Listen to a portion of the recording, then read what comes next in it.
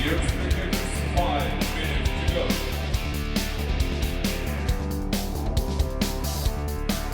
dostlar, balanlar 5 dakikadan sonra mübadele start edilecek.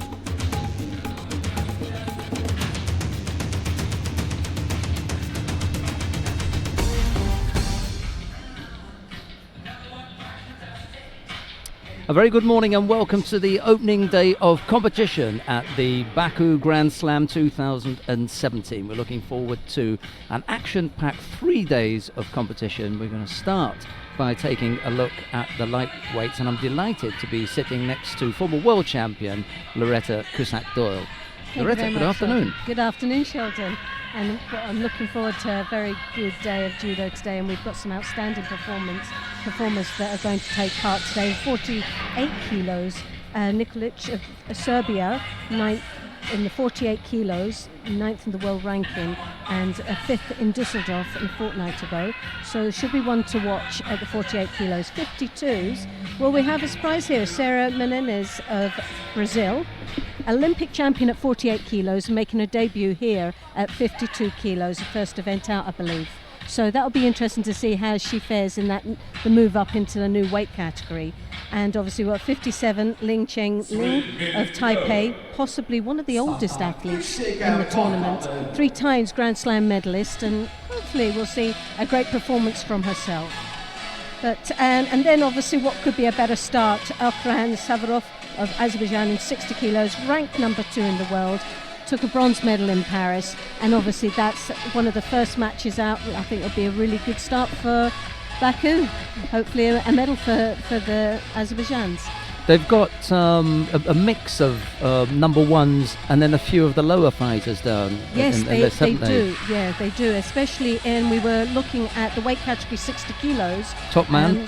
We have Savarov there, top seed, and obviously all eyes will be on this man. But what is a surprise, we have Gurban Ling of Azerbaijan, 19 years of age, European champion at 55 kilos. And he's still a junior, but he also won he got 5th place in the Junior Worlds when he was 16 years of age. So obviously that's someone that's following in the footsteps of Savarov and most probably nipping at his heels, ready to start in his first debut as a senior international. Yeah, I was saying that it's unusual that when you've got someone of that quality that's being given the senior run out, that they haven't got that cadet background. But maybe they just thought, we don't need him to work at the cadets, we can take him straight to juniors. Exactly. When you're looking at 5th place at the Junior Worlds at 16 years of age, what point is it to go back into the cadet level? They most probably have got some younger athletes there in that weight category as well. So rather than taking everything from one athlete, which is a big circuit, there's a lot of pressure on these young athletes. So to concentrate on cadets and juniors is a lot to ask for a young athlete with a long career in front of them. Right, well, we have got 3 mats for you to choose from. Mats 1, 2 or 3. You can click on whichever of those mats you want to watch. We're going to be taking a look, as Loretta said, at the contests that are taking place on mat number 2. And the opening contest on mat number 2 in the under 60 kilo category features Guzman Kyrgyzbayev of Kazakhstan.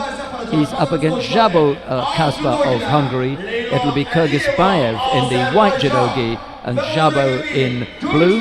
Sit back and enjoy all the action.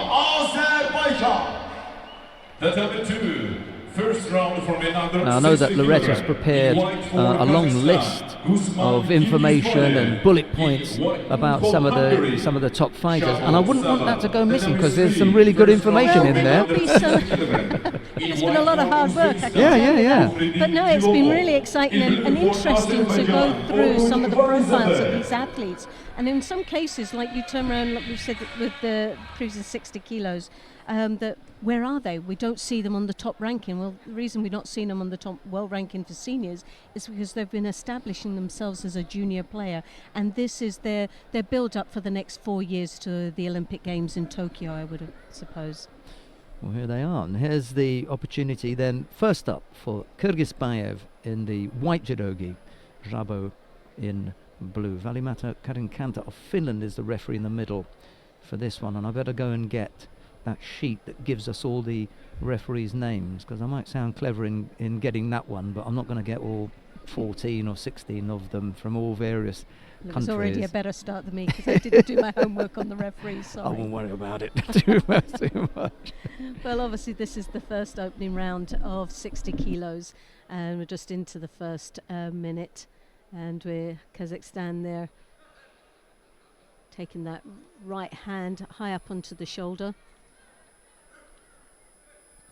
But picks up first Shido, so change the dynamics. A lovely Ouchigari direct onto the back and scoring Ippon. Well, that's a nice start for the young man in the opening less than over a minute in this contest. Great start. Kyrgyzbayev, he didn't hang around, did he?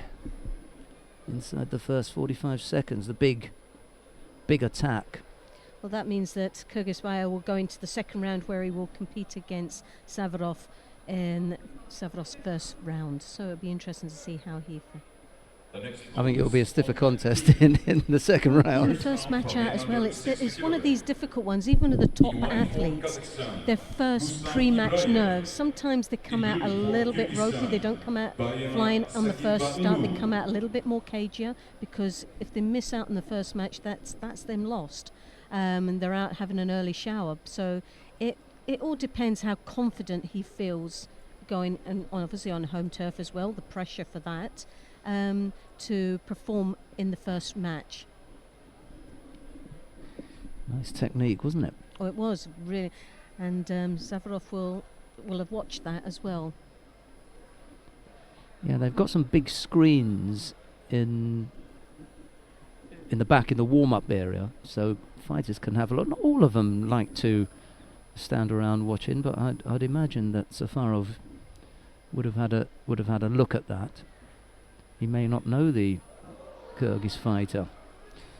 Anyway, we've moved now on to the second of the contest. This is still in the top half of the draw in Pool B. Rustam Ibraev, another Kazakh fighter in the white judogi. He faces Bayaman Saginbay Ulu of Kyrgyzstan. It's Ibraev in the white judogi, Saginbay in blue. Well, Ibraev there is starting to dominate this match quite comfortably here. Good grips, controlling right from the beginning.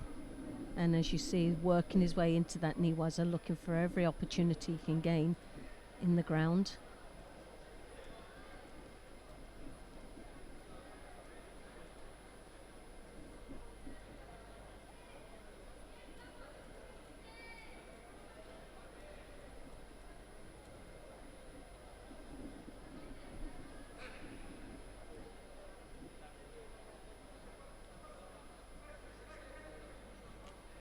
Sagibaylulu looking very apprehensive, really not confident out there with Ibaev.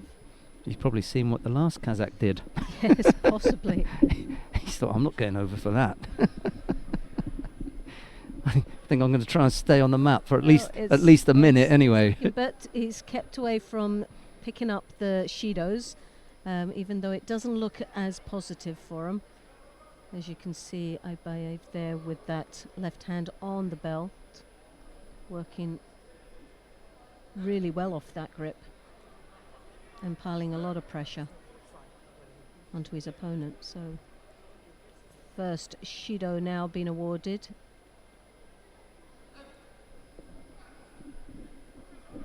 A lovely Uchimata there, rotating, following it through into the Niwaza. He's not letting him up at all. He really looked as though he had him there and was going to come up with a score. And then as the technique finished, Uke ended up landing on his knees. Yes. Well, it was very, very slow, his approach Yeah. on that, so it gave him a little bit more opportunity to react. Saginbai Ulu. Single Shido against him. He's got his hands full here, hasn't he? Well, it started off very poor in this contest. He didn't engage as quickly as we would thought he would have, but and looks very apprehensive out there. Doesn't really have, looks like he has the confidence against Ibeev.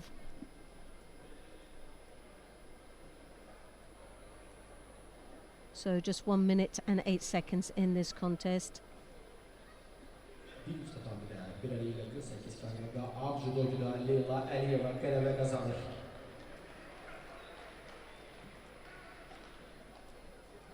Ve bir iç daha bir davet oldu. 8 tane gecesinde av judocuda Zagi Bailu is now taken the second Shido, which piles a lot more pressure on himself. 47 seconds left, but as we know that this will go into golden score if there's no score on the board.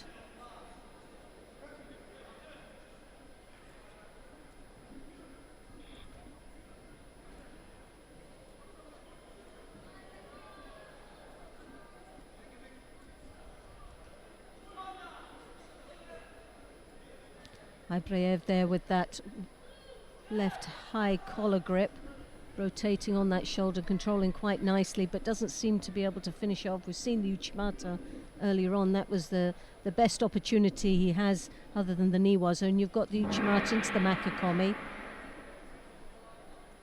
in the last 17 seconds, and now we've got the Osakumi. He slips in there. The referee is called Mate. Well, there was a lost opportunity there. I'm not quite sure why there was a mate.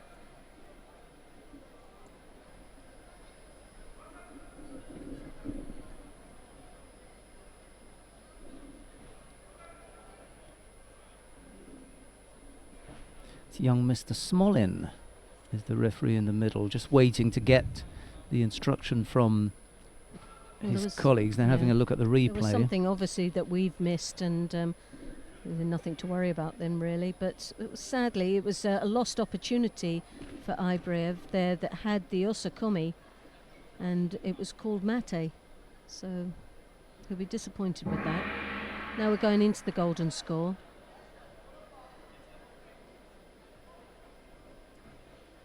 The next contest on mat 3, first round from another 60 kilograms.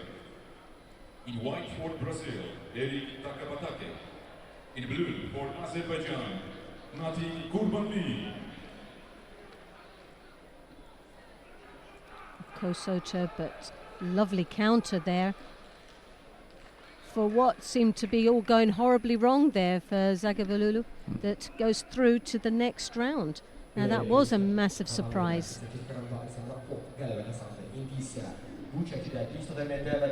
You mentioned Gurbanli earlier on. Yes. Oh no, it's Aisha Gurbanli. I heard the name Gurbanli. Oh no, it's Natik Gurbanli. Yeah. Do you want to have a look at Mr. Gurbanli down on mat number 3? Yep. We'll just have a look at the replay on here, and then we'll go down. Oh, he gets It's turned. a switch, he turned, and Yeah. I think that leg hooked in for the Ouchigari. That was against That was- the run of play, wasn't it? Definitely. It was not going that way completely, and all of a sudden he pulled it out.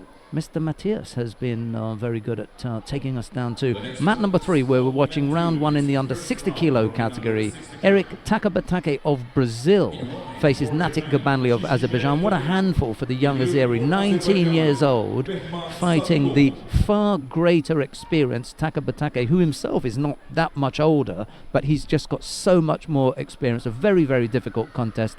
It's Takabatake in the white judogi, Gurbanli in blue. We join the contest with 2 minutes 40 odd seconds left to go. There's no scorers yet, and here is Loretta Cusack-Doyle. Thank you. And a lovely Kochigak there from Takabatake. Scoring a Wazari. Now looking for an opportunity in the Niwaza.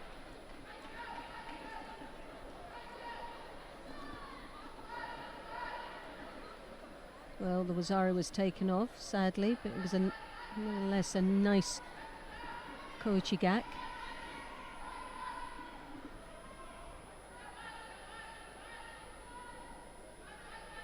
As we said earlier on, Gabani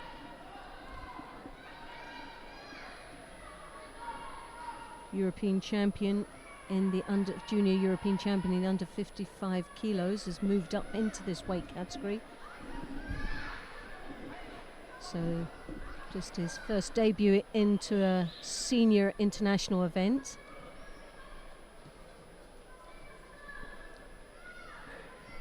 When we've had a look at Takabatake and Gabanli, we may be able to switch back and look at Shishime Toru of Japan and Meman Zadigov. But having moved now, it would be a good opportunity to see what's happening in pools C and D. Most probably, even if he doesn't get through, is someone that's now starting to dip his toe in the water as far as senior international, but has got a real calibre behind as far as quality of results behind him in the European and world 5th place. So, and only 19 years of age, still a junior by age.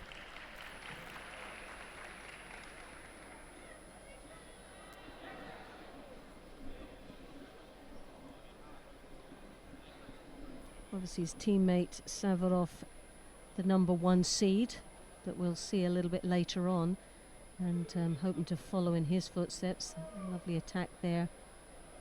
Gabanli's the whole shape at the moment suggests difficulty with the grip and the feel of Takabatake. He just side on, bent down. He's thinking, hang on a minute. There's a little bit more physical maturity here with the gripping and the fight plan in this contest.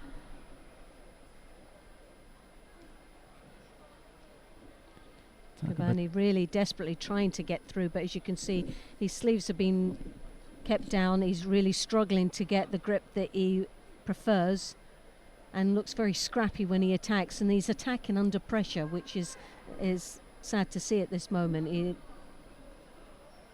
He's got, well, obviously he's got the pressure. He's got 2 Shidos on the board. One more would result in a Hansokumaki.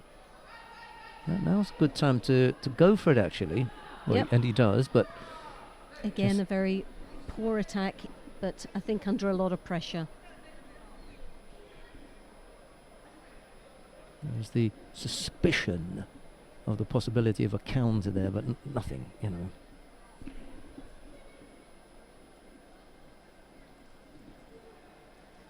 Well, Takabatake is really he took his foot off the pedal there. He didn't seem to have the same acceleration as what he had earlier on.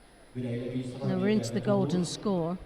Takabatake with 1 Shido, a lovely Kochi, looking for the Kochi gak.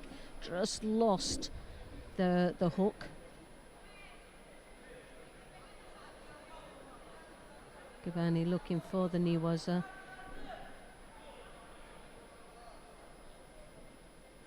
Well, Gabani there with the first grip, that left hand as you've seen over, but didn't seem to capitalise on it and lost all control.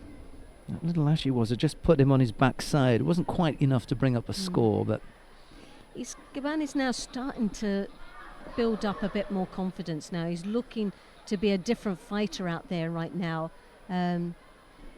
Takabatake looks as if he's tiring, and this youngster's now really starting to push forward. As you can see again, but left himself wide open there. He threw that arm over the top, and Takabatake just capitalised on it. He's a good boy. Yep, he just waited. He played that waiting game, and he didn't have to wait too long in the golden score for it.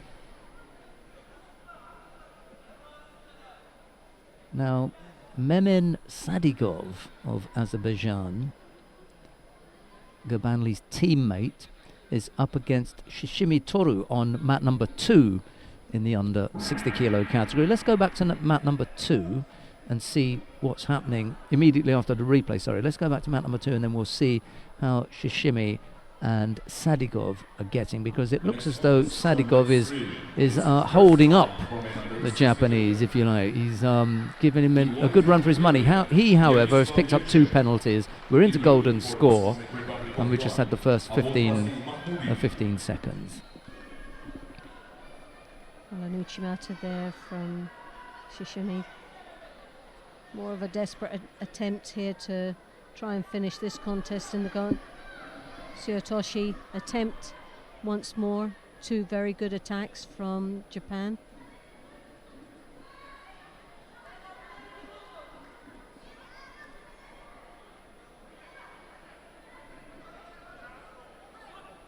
Lovely as she was there. An Ouchi switching to a Kouchi Gari. Shishimi piling on the pressure. And if that wasn't a score, I think we're looking at the final Shido for Sedigov.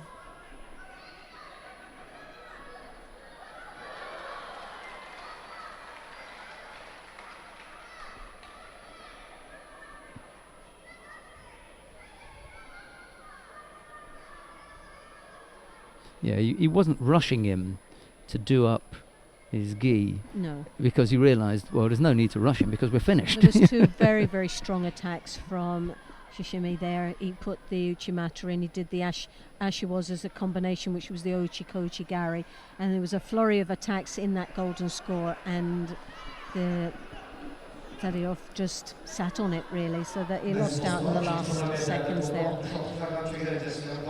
Right, coming up now then, I think it's the number 1 seed in the under 66 kilo category.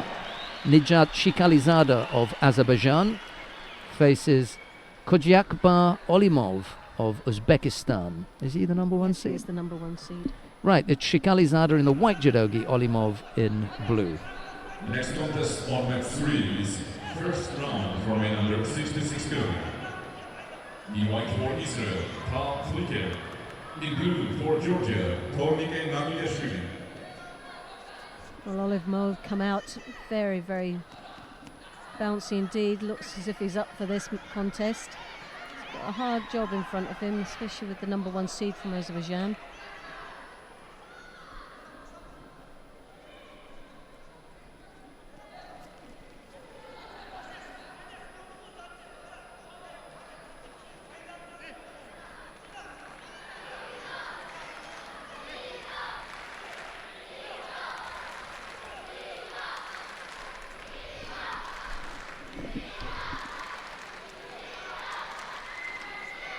Shikalizada just trying to compose himself there. He's up against very feisty Uzbekistan. Olimov is trying to beat him to the grips each time.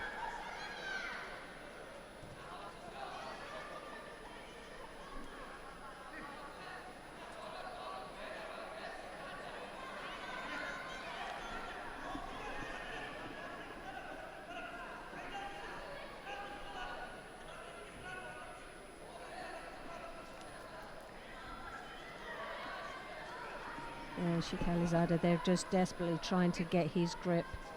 He's not really piling too much pressure. He's finding it difficult because there is a lot of negative engaged there.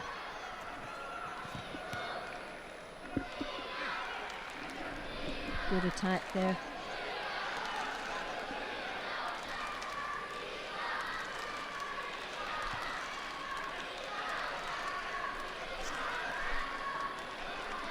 Olimov, good grips, doesn't seem to follow through with very little there at the moment, and that's another takedown following into the Niwaza, looking for that Jujikatami from here.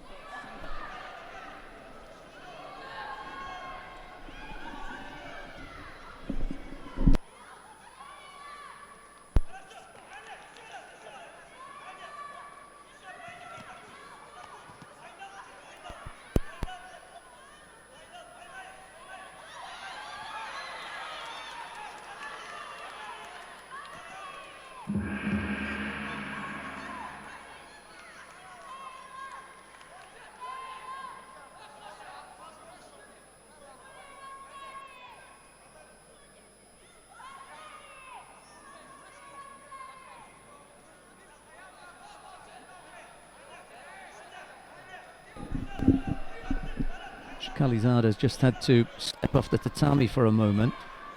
Maybe just a little bit of maybe had a bump to the nose or something, and they need to tidy up a little bit of blood. Just wipe that off. It looks like he's still with medical.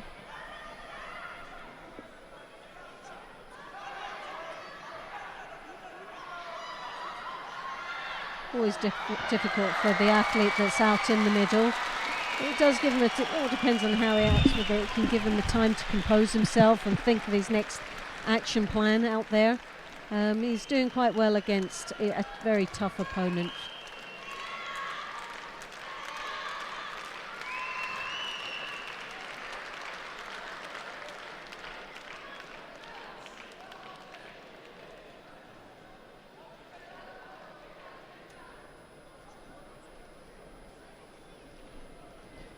Well, Shikalizada leads by Wazari with 1:40 odd left to go. So it's in a comfortable position. Not quite sure what the hold-up is. We can't actually see from this side. It's a little. He's got a bruise to the ear, I think, and they're going to put some tape on it. Oh. Could be where he's had, several bumps. A lot of the lighter weights have, problems with their ears. That grip fight and the sort of approach to the head, the high collar grip, really catches the ear now and again. And they're just gonna tape that up now.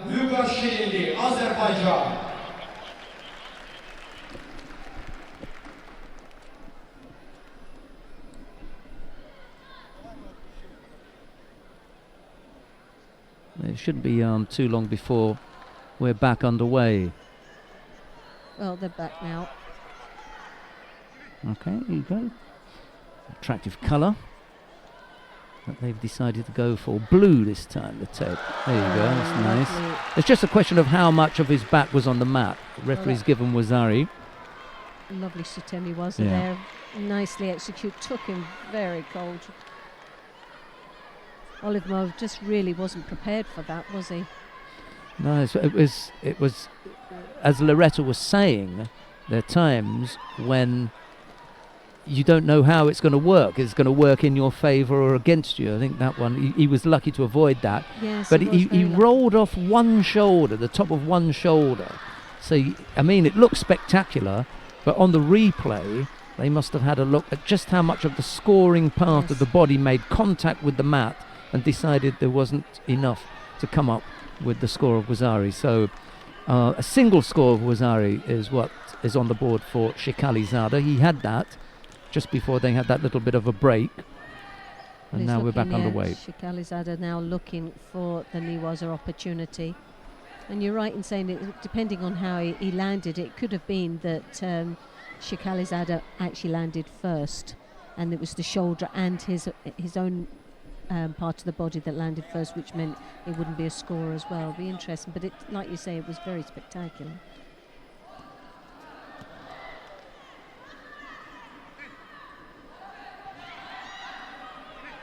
Well, 40 seconds left in this contest. Shikalizada there with one Wazari. Tempting there a Tayatoshi as he comes round their back. Whoa! Ooh. Well, Olimov on the board now. Well, that's the first opportunity we've seen there with Olimov picking up a Wazari. Evening this matchup, we couldn't have got the timing any better with 15 seconds left in this contest.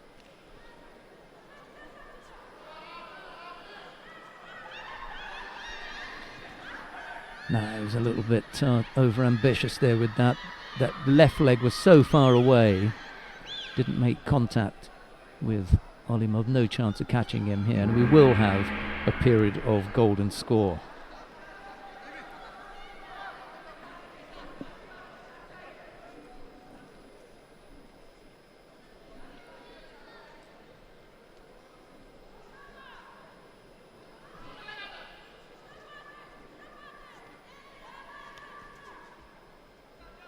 They're both trying to engage with the grips. So evenly matched. Olimov really has come back into this contest. Started off very slow indeed, but now seems to be a right contender for the next round.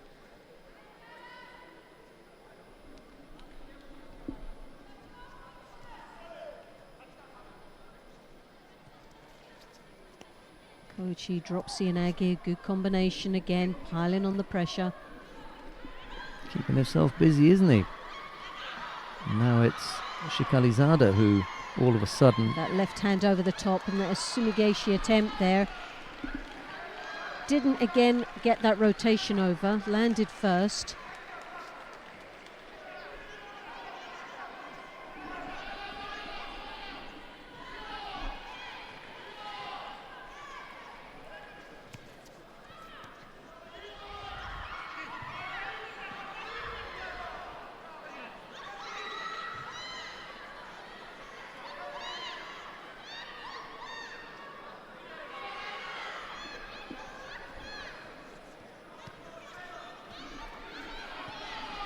Real fumbling down there and really lost a bit of balance and control, both athletes.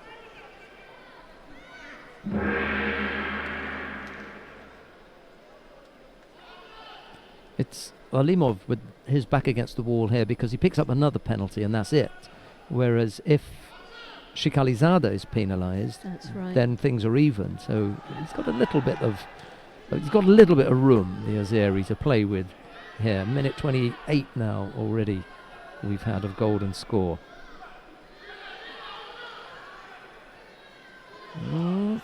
There's a nice deep grip there. Oh, that again sat him on his backside. Just wasn't good enough. But again, very spectacular lift. Looked threatening, didn't it? Alimov, very gutsy indeed. You've got to give him 10 out of 10 for really going for it. He threw that arm over the top, but just left himself by reaching so high, left himself very light. And there was a real opportunity there he could have lost.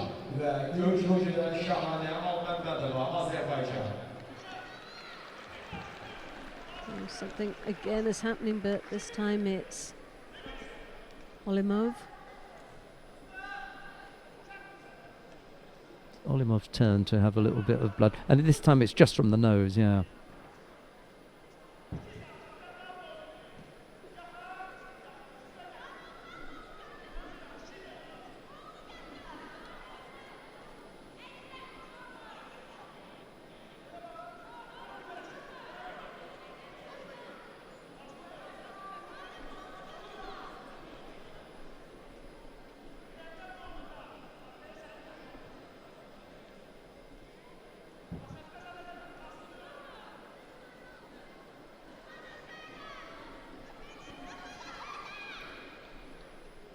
I was thinking of going down to mat number 3, but there's an injury down there as well, so we can't go down there.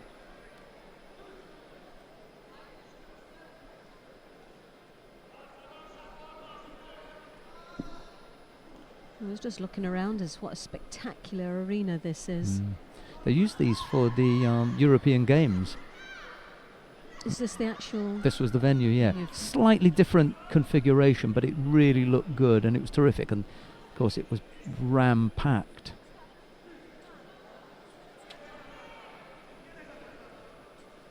It creates such a nice atmosphere as well, doesn't it? Even though there isn't as many spectators here today, it's actually... I feel like the spectators are on the mat. Yeah, it's got a real bowl-type feel to it.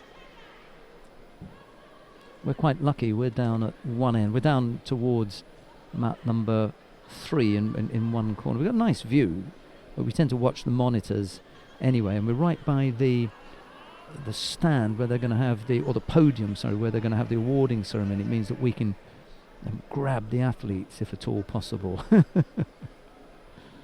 You're definitely in hooking position, aren't you, there, to take the athletes afterwards. It's taking some time here. It's the opening contest in the under 66 kilo category. We've got the number 1 seed, Nijat Shikalizada, on the mat, waiting for the return of his opponent.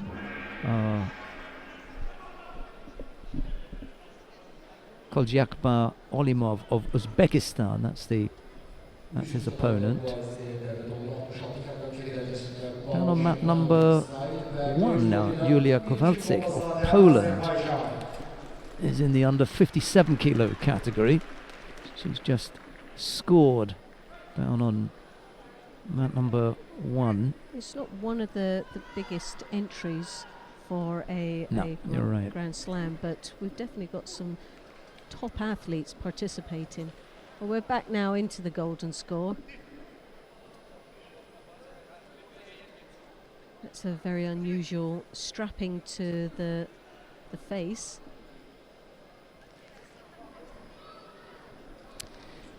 Yeah, from time to time, where there's a cut on the chin and a piece of plaster won't stay, in order for them to keep the plaster on, they have to wrap the whole plaster around the head. So that's an unusual one, yeah. Well, there we have the second Judo has been awarded to Galimov, which means Shikalizad goes through to the next round. So, did he give him a second Judo? Gave him the second Judo. In the golden score period, yeah. Okay.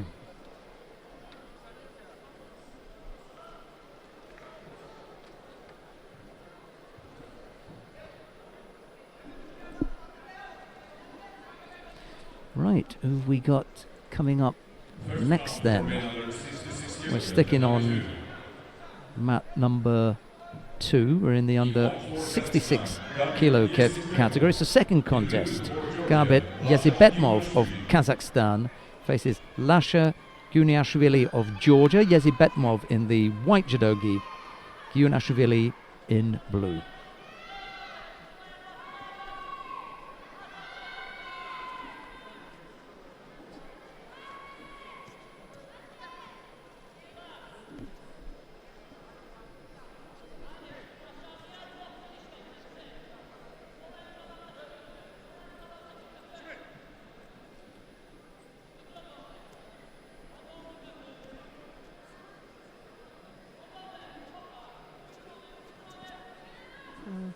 Good Sutemi Waza down into the knee Waza there. Sumigeish attempt.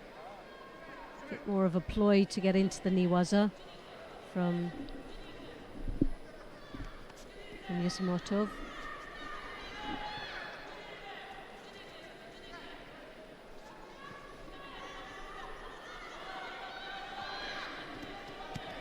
Very strong grip there from Yusimotov.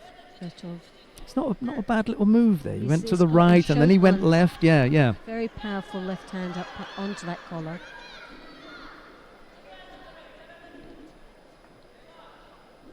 As you can see, that hand controlling his opponent's right sleeve. It's just on the shoulder blade and no more, but lovely attack there.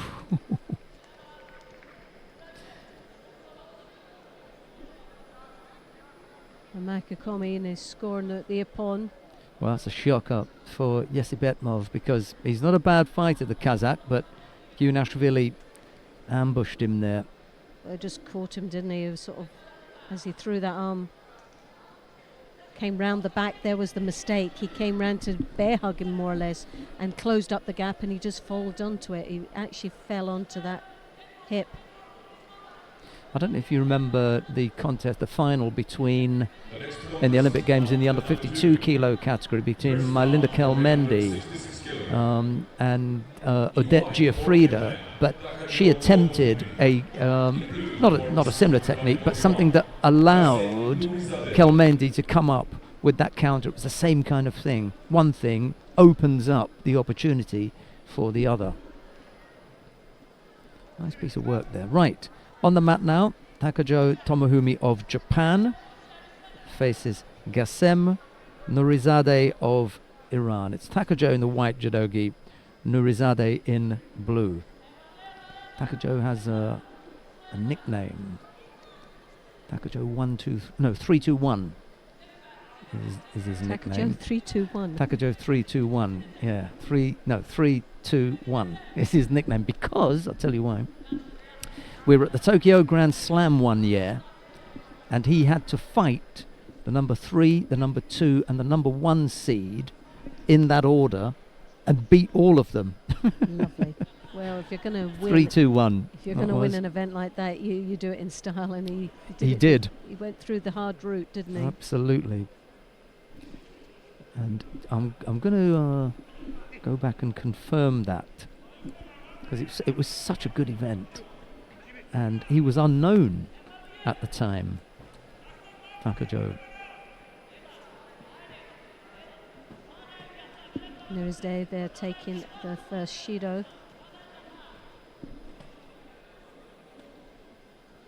Takajo looking for his opponent's right sleeve, as you can see there in the picture.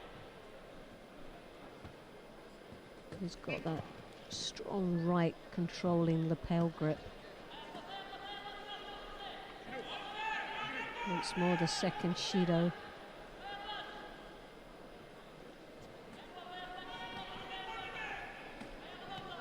Lovely drop, Cianagi. Looking for the opportunity in Niwaza as he draws his opponent back down into the ground.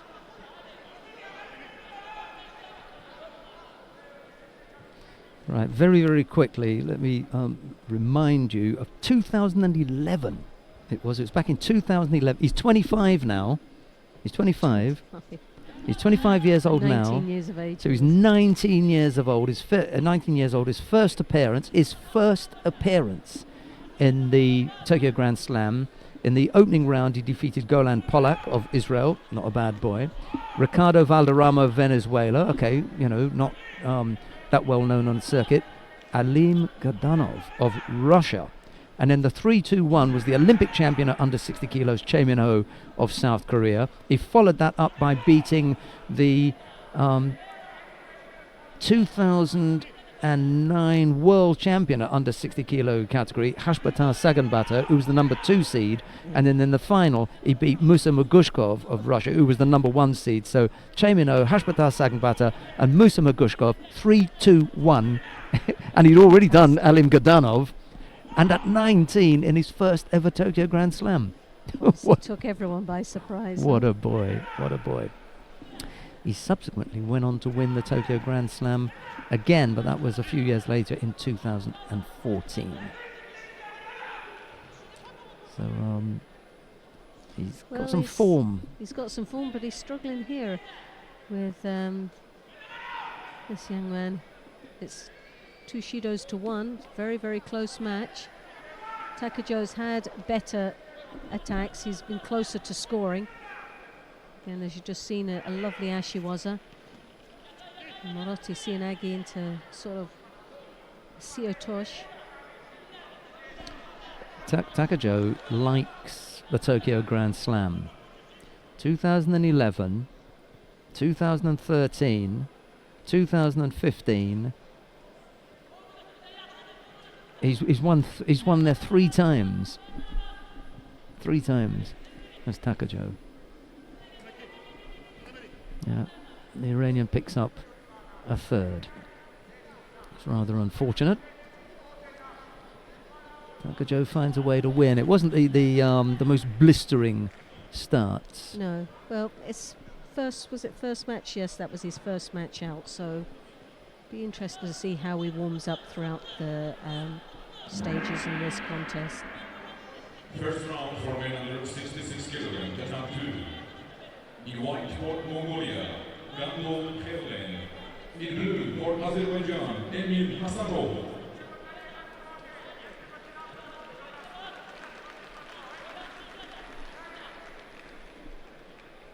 We have Gambo here of Mongolia in the white, and representing Azerbaijan we have Hasanov in the blue. Hasanov straight into action as he was looking for an opportunity to integrate in the Niwaza. He's one of my favourite fighters on the circuit, Ganbold Kerlan, the Mongolian. Really, really friendly, warm Most guy. of the team are, Yeah. aren't they? The Mongolian team are very, very smiley and engaging, aren't they? Or lovely Uchimata there from the Mongolian.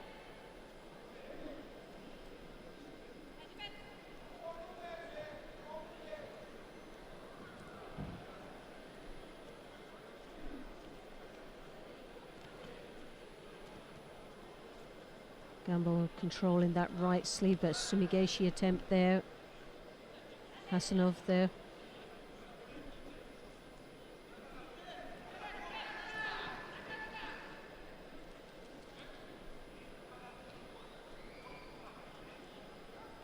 That's only one time for Both these athletes looking for the preferred grip. Bir tamamıyla 48 kilogramda 4'te 1 final mühendisi başlıyor.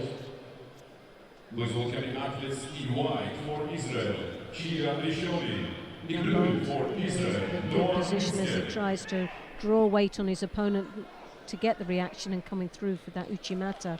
Didn't work particularly well this time. Picked up a Shido for it.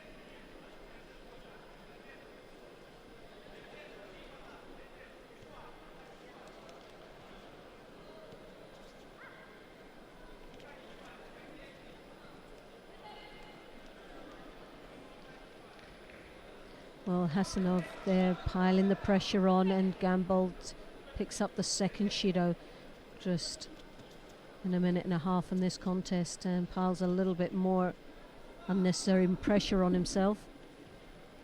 Hasanov there with the Kosota. And the Uchimata again, we've seen earlier on, was very effective. Can he pull this one out? Been the stronger of attacks from both these athletes, that Uchimata.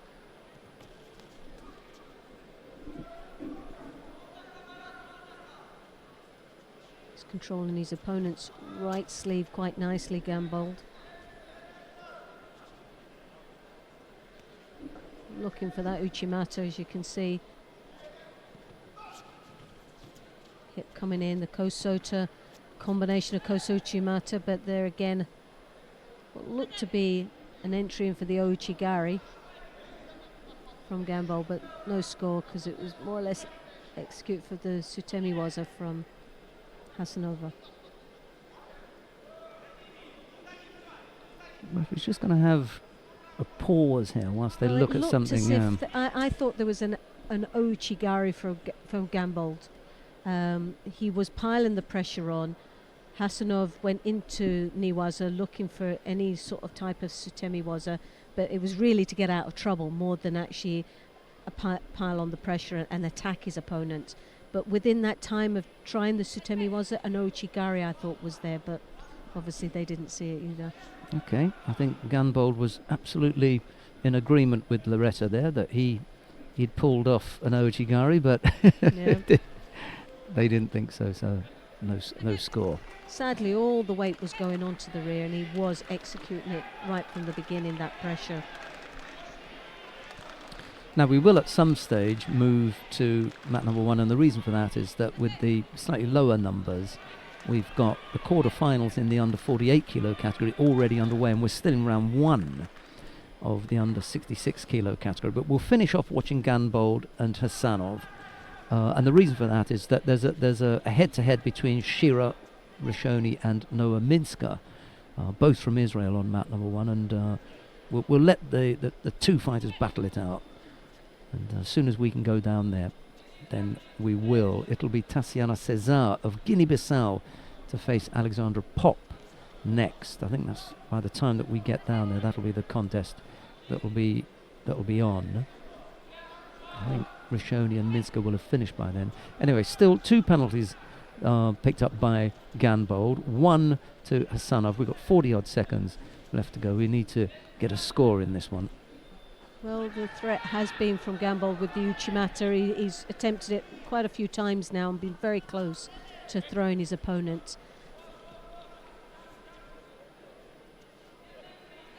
Hasanov constantly working with the Sutemi Wazas, not as effective.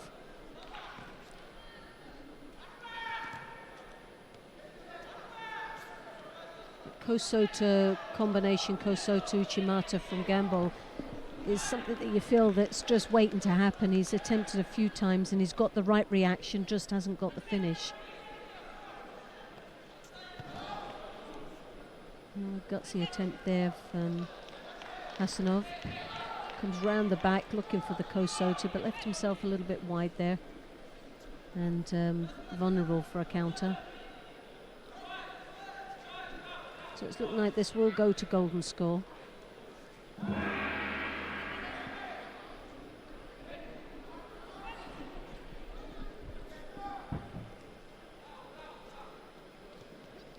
Well, the body language of Hasanov is looking very tired now. You can see that head starting to get drawn down. Good drop Sianagi there.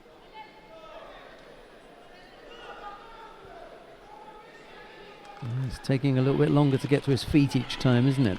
Well, the pressure has been on for quite some time now. The Mongolian, but where the Mongolian's got to be careful is that he doesn't ride onto the drops. And we've already seen the Sutemi has been attempted quite a few times, and there was a glimpse of a drop Sianagi. And the Mongolian's got to be careful that he doesn't come engaging onto him too quickly. He wants the Uchimata, which means taking that high collar. He's got the Kosota, so opening up and drawing his opponent towards him. So the head comes down, relaxing the head, and then coming through with the Uchimata. So as long as Hasanov reacts, and there's another Ouchi-gari. Well, Hasanov's got to be careful because the body language is saying, I'm absolutely tired here and I'm not engaging in this contest. One more Shido, and he's got that, so he's now evened the two that Gambold has already got.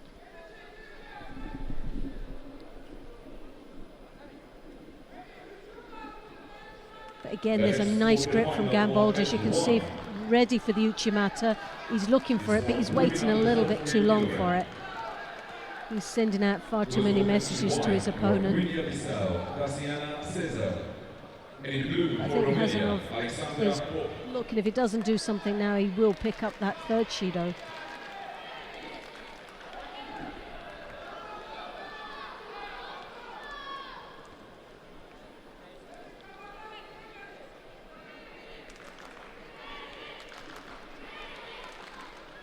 A real battle has gone on in this golden score, but very close for a counter there.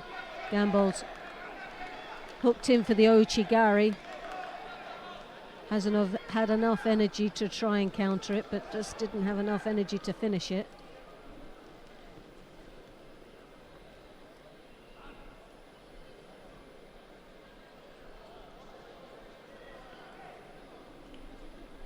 Might be finished now, though. Unfortunately for Hasanov. Well, it was on the cards that it was just a matter of time, and I think the match went to the right person there. We're going to go down to mat number 1 to take a look at one of the quarterfinals in the under 48 kilo category. Tatiana Cesar of Guinea-Bissau faces Alexandra Pop of Romania. It's Cesar in the white judogi, Pop in blue. We joined the contest with Cesar leading by a single score of Wazari. I think the referee just cancelled it, actually. He just cancelled that, so there's no score, and there's just a little over 3 minutes left to go. Cesar recently got married. She had previously been Tatiana Lima, but she's now going under the name of Tatiana Cesar, and she has scored Wazari with that last Ouchi-gari. And here is Loretta Cusack-Doyle. This is a good start for Cesar with the Wazari, putting her in a nice comfortable lead. In the quarterfinals of this 48 kilo category, Alexandra Pop from Romania in blue.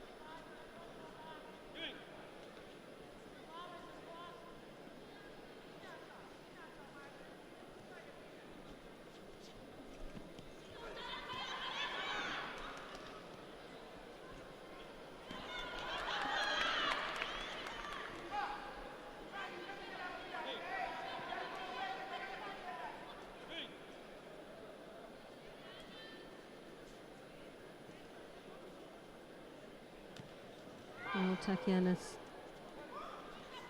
Cesar looking for those Ashiwaza, has opts for those lapel, the sleeve grips.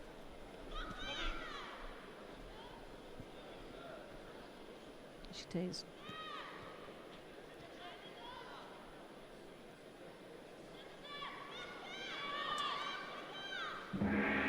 Uchigari very low from a bent over posture. Didn't get as much drive off that back leg.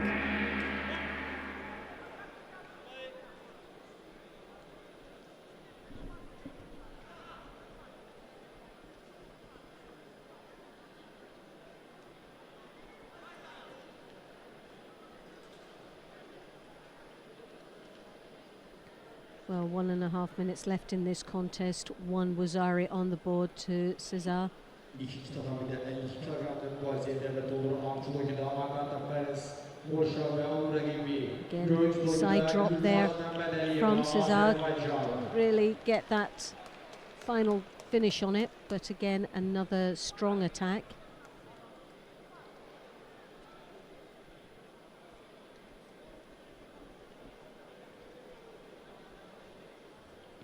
Üçüncü tatamide 52 kilogramlık vaziyette ve doğru amcuda Sara Pop Menezes, with the Brasilia ve Aura Kosota. gibi. Üçüncüda Sasai Azerbaijan. looking for the Niwas, and we know the Romanians are very strong in the ground, but we haven't really seen much Niwaza in this contest.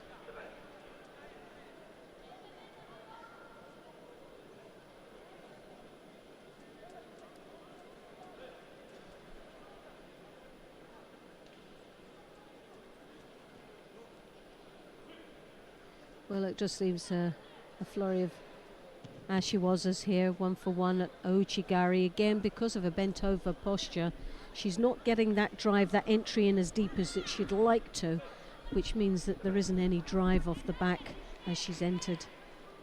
So she's losing out in a very...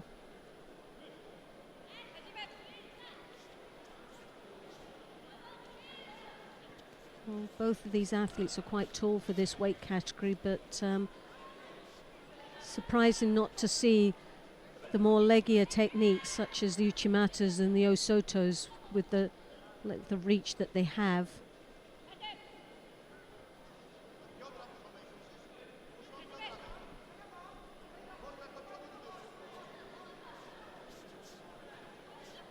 Again, just a flurry of Ashiwazas there, nothing major as far as a commitment into the attack, and it is a second drop that we've seen, and Cesar picks up the second Shido for that attempt with 2 seconds left. But it's enough to take her through to the semi-finals of the women's 48 kilos. Tatiana Cesar goes through from Pool C into the semi-finals.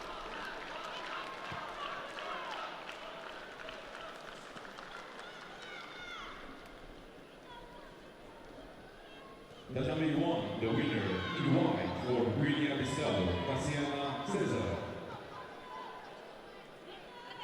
Tatiana Cesar will be in the semi-final for women under 48 kilograms. The next quarter-final for women under 48 kilograms, Tatami 1.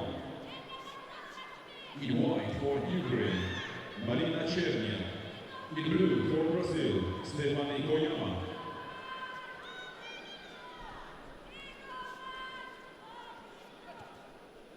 Now we have from the Ukraine in the white gi, Cherniak, and representing Brazil in the blue, Koyama.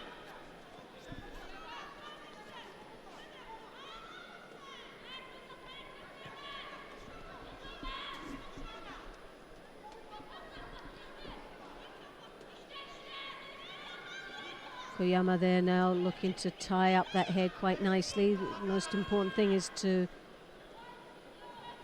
control the upper body before taking the leg out, and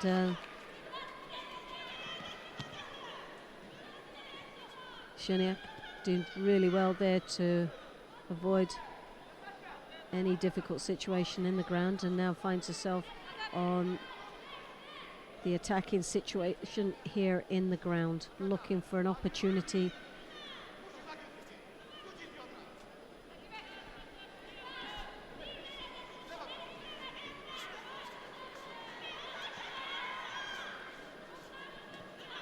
Cherniak, slight height advantage, and she's using that to her advantage. You can see that right hand high over the back as she draws her opponent onto her hips.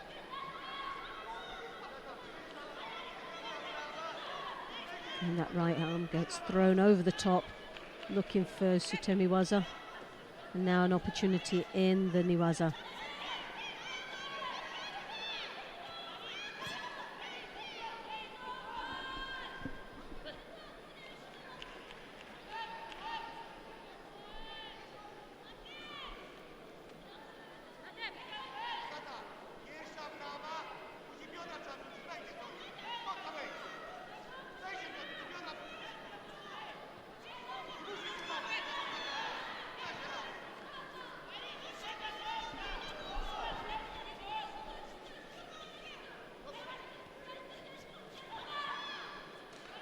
Oh, a lovely Tsuyotoshi there from Koyama, looking for again the opportunity on the ground.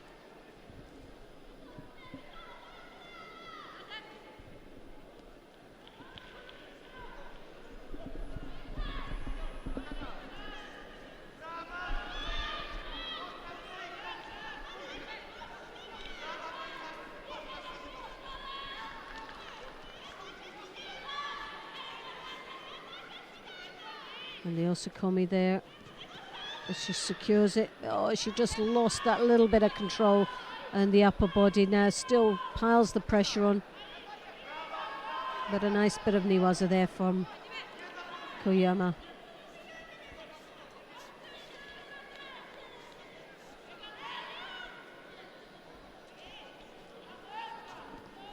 Shoniak there, as you can see, with that right hand over opponent's left, controlling that left side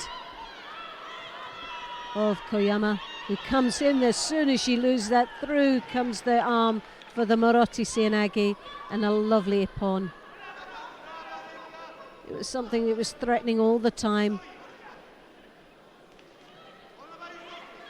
but Shoniak did so well to block that left side, but sadly lost control at that crucial point.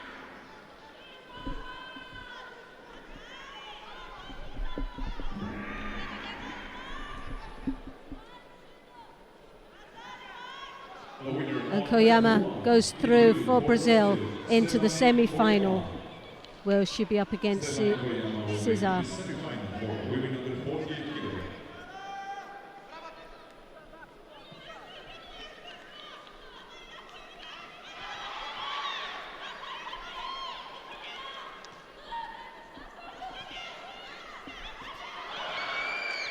So now we have Li Chengling of Taipei in the white. This is the quarterfinal of the women's 57 kilos. It's quarterfinal for women under 57 kilograms. In white for Chinese Taipei, Li Chengling. In blue for Brazil, Wilma Prudenzio. So as I said, Li Chengling of Taipei in the white, and Prudencio of Brazil in the blue, from representing Brazil.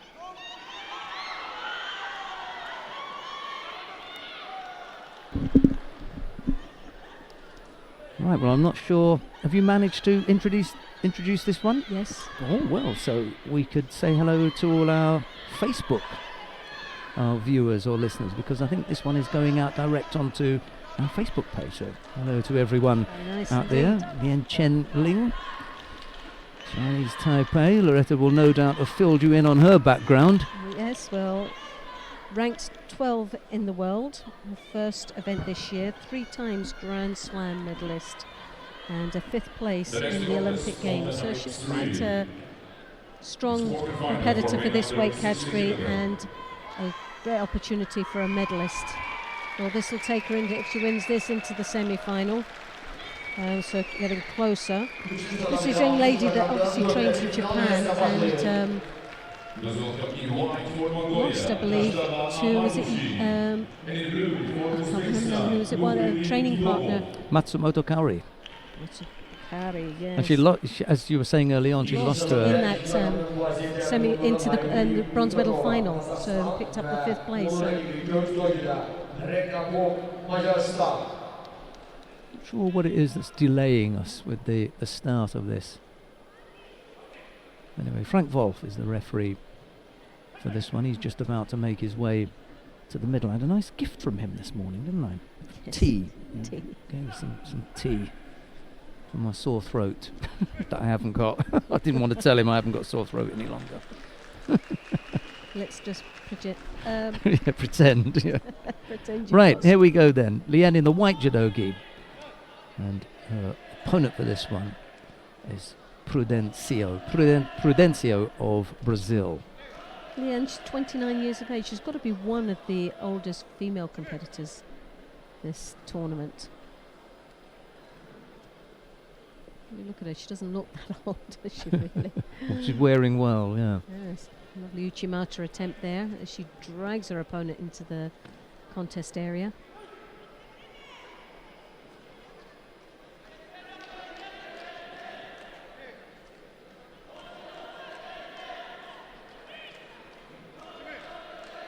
You can see Lin with that left hand inside the collar, controlling quite nicely. Now he's looking Real there, problems. Sangaku turnover.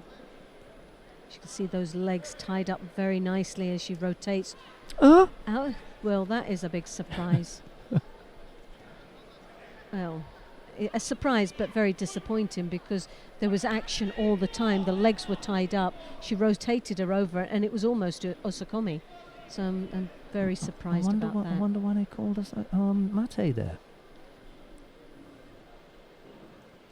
And once more, the Sangaku turn. She goes one way, ties up the legs very nicely indeed, takes her time, and starts to work her way across, back over now, catching that elbow, looking to secure the Osakomi, which she does very nicely indeed. And that was exactly what we saw earlier on, but obviously the referee felt that it was a mate situation. May have seen something else. Not quite sure.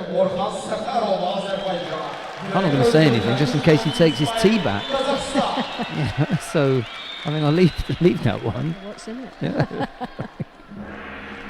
So we have Ling goes into the semi-final of the under 57 kilos, and she does that very convincingly.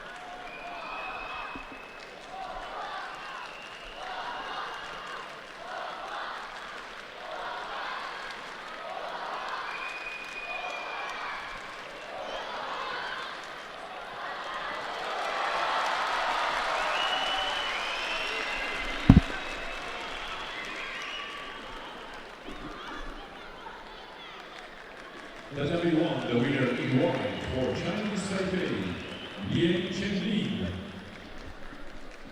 Lian Chenling will be in the semi-final for women under 57 kilograms. Right, coming up next, we have got another quarter-final in the under 57 kilo category.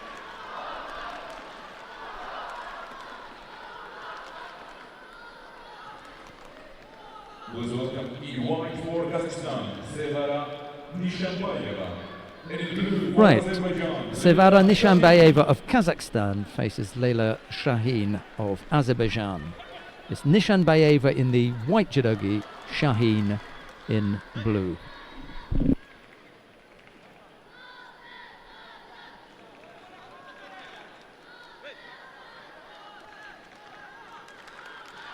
So as you can see, the athletes, just one of the athletes there in the corner of the screen, just desperately waiting to get on.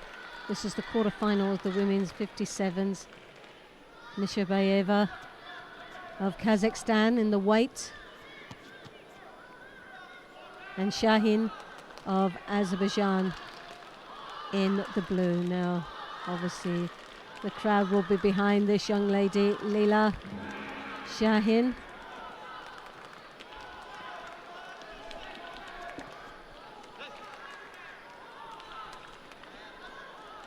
Not quite sure what the hold-up is, but as you can see, the athletes preparing to approach the mat.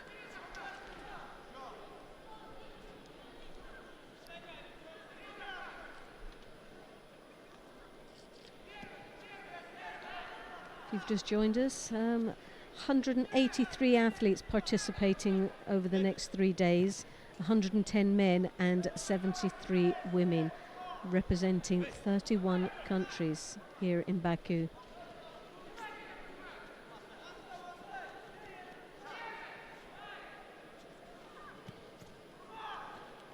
And as you can see now, the referee invites the athletes onto the contest area to compete in the quarter-final of this women's 57 kilos. Nishabayeva in the white from Kazakhstan, Shahin of Azerbaijan in the blue. Nishabayeva there with a lovely Uchimata into the Makikomi, falling nicely into the Niwaza, piling on the pressure there for Shahin. Still not out of trouble as she works the arm across into the Osakumi. Well, that was a nice bit of Niwaza and some lovely judo there, but needs to still secure the upper body, the head in particular.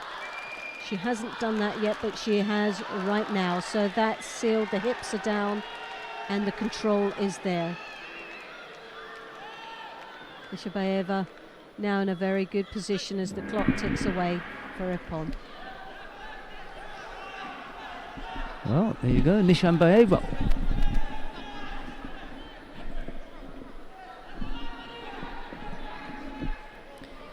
Nishabayeva winning out there. Now we're going to make a move to back to mat number 2, because that's where we've been for the first part of the morning, and now we've got a chance to see the first of the quarterfinals in the under 60 kilo category. The number 1 seed Orkan Safarov of Azerbaijan, he's up against Guzman Kyrgyzbayev of Kazakhstan. It's Safarov in the white judogi, Kyrgyzbayev in blue. The Azeris picked up 2 penalties. They've both got a Wazari apiece, but these 2 penalties won't do for Safarov at the moment, because they could go into golden score here. Now, in the past, it would have been wipeout, and you would have had the Kazakh fighter fighting completely differently on the back of those 2 penalties. Definitely, yeah. Can't afford to do that now. Well, now it's a little bit different, because Safarov into the golden score period, he's skating on thin ice here, because if he picks up a penalty, that'll be it. Well, Safarov, this is his first match into this contest. You were saying it earlier, sometimes it's difficult. Sometimes it's difficult, and it seems as if this has been a very difficult first 4 minutes for him in a warm-up, but he's come out very sharp in the golden score.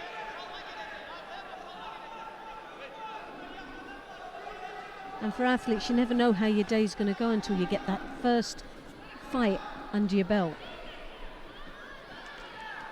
And I'm just checking with the referee commission about that Osai, the possible Osai Komi and the turnover, and the refereeing commission said their immediate reaction was that was a valid turnover and it should have continued.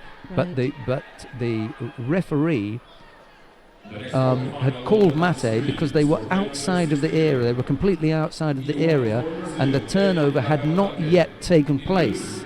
And he felt that there was a pause while she set up with the leg. Right. So as the leg was being grabbed and the control was being put on, there was a sufficiently long enough pause outside of the area. Now, had that happened in the area, you'd have allowed it to continue. It was funny enough when you say that, outside the area, but the first initial move when she went down into the Niwaza was she drew her opponent in. Yeah. She brought her back into the contest area. Izzy most probably saying the turnover. She actually ended up turning her opponent over outside the contest area. And he comes up with the score in the end, or not? No score was given. Well, very dynamic move, but nothing at the end. But a Shido is going to be awarded here. It won't make any difference at this moment. There could have been a pause inside the area, but not out.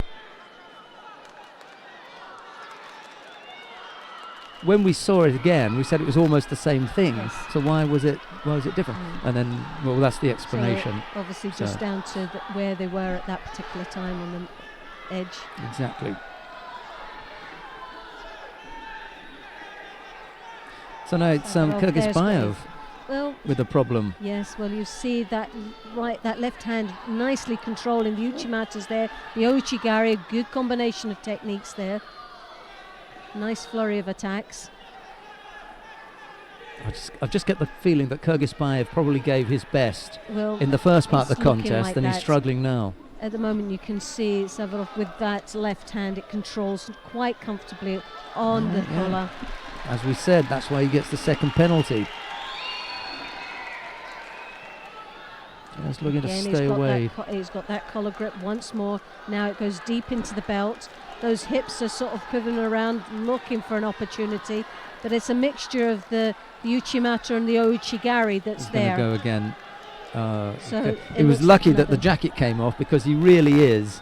You would have thought they would tidy it up, because this is a disadvantage for Savarov. He's not getting the extensional lever that he Yeah. requires for the Uchimata. And the belt's hidden as well, so he's not actually getting a sort of a feel of that belt. Kosota attack, he's coming round the back this time, but he's playing a little bit with fire there as he rides that Uchimata. Yeah, and he hasn't got the power that he had earlier on to keep him away. So Kyrgyzbayev can get in, but he hasn't got the power to throw Safarov over. They're both worn it's down here. two Shidos apiece and one Wazari each. Very close match. And 3 minutes into golden score. It is just down about Yeah. condition Yeah. now, isn't it, really? And athletes get tired, they make silly mistakes. And Savarov there, Not quite. No. I think that's away from the referee, that one. I don't think that was a score. Nor do I. I Really think that's don't a- I think think that was that's- a score. It's the furthest part It of was on the the body blind, away yes. from him, yeah. The referee Yeah. was on the blind side there. He didn't actually see the fall. Now, you see, I don't put that down as a mistake No, definitely on the not. referee's part. It's away from him. He's got to give his opinion, but the contest is not judged by the referee alone. He's got two contest judges with him. They support him by looking at that side of the body that he can't see. Where in the and old they've system done, used yeah. to have the corner judges that could have seen at different angles. On the map, yeah, and they would have given, yeah. So now the eyes are on Yeah. a monitor route, which is much more effective. Exactly. Good. The team there decided whether that was a score or not. Well, it's been a very interesting match and still very close. I wouldn't like to call this match at all. Savarov, in the beginning of the golden score, looked like he was going to potentially take this, but now he's starting beginning to look to very tire. tired, Yeah. and he's not as effective in the grip or the attacks. Or threatening there. Oh, that Ooh, was so just the close. backside Well, and it hit was a maybe. lovely yeah. Ashi was yeah. really nicely executed, but just the upper body control Mm. didn't pin his opponent's back to the ground. Really tiring quickly here, Safarov. I don't see any reason to call a halt to this. 4 No. minutes of golden score. I've not been on the edge of my seat because I haven't got an investment in either of the fighters, but definitely as someone who's interested in watching a high quality matchup, this is a really good one. I'm enjoying this. Yeah, definitely. It's an interesting match. And sad to see it go like that. Yeah. I really am sad to see it go like that, because I thought both athletes were giving just as much. I'd have And liked it's to have seen down just to- another little cycle. I think so, you know. yeah. I think Savarov just had, for me, had the edge. But 8 minutes, it's hard, isn't it? That's where the condition comes in, and that's where your attacks become poor and mistakes are made. Safarov had dodged one bullet anyway Yes. with that possible score against him, so maybe on the balance of it, the Kazakh fighter deserved to get it, which he did. Right, the next Which is the number one quarter-final. seed that went out. Oh, there you go. Well, we'll see him in the repechage, but as far as being in it, yes, Loretta's quite right. He's out of the possible final place. He might be able to compete for a bronze. Guzman Kyrgyzbayev of Kazakhstan goes into the first of the semi-finals. Now he's going to face the winner of the upcoming contest, and that's between Bayaman Saginbay Ulu of Kyrgyzstan and his opponent is Shishimi Toru of Japan. It's Saginbay Ulu in the white judogi, Shishime in blue.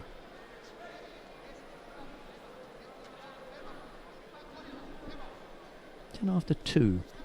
Yeah, that's gone quickly, hasn't it? It's gone very quick.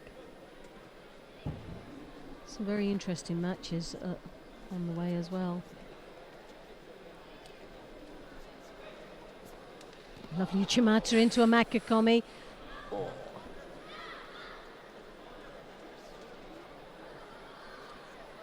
It was only Sagabalulu's head that stopped that from landing on his back. And within the new rules, if it's a deliberate attempt for the head to come out to avoid being thrown, it's a Shido. The next quarterfinal for women under 57 kilograms, the number 1. Shishime also looks quite comfortable. He moves nicely. He's got a lovely flow to his judo, and he's very open and creates opportunities for himself. It's a nice contest.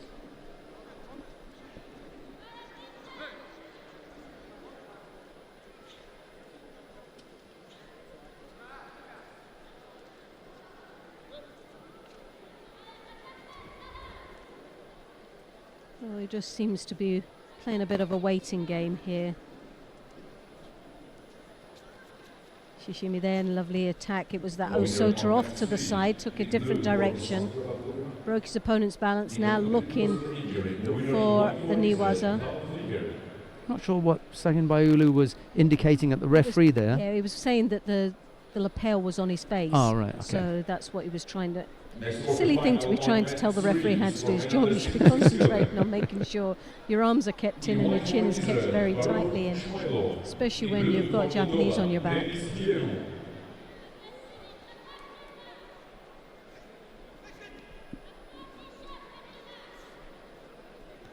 Shishimi there, you can see with that sleeve grip, when he gets that, he's very dangerous. He's got a left hand on his opponent's right shoulder there, and that lapel grip which controls his opponent's movement, making his opponent look very negative, which picks up the first Shido for that.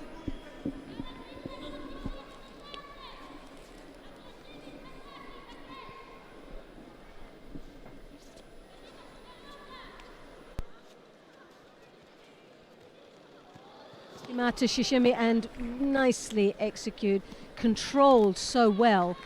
Wazari so close to being a pawn.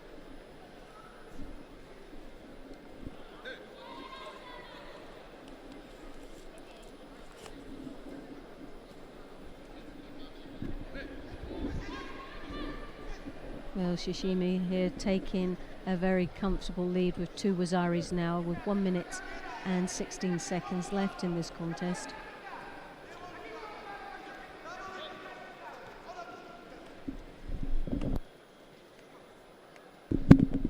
Saginbay looking for any opportunity on the ground.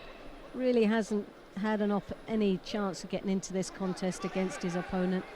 He's just been on the receiving end throughout.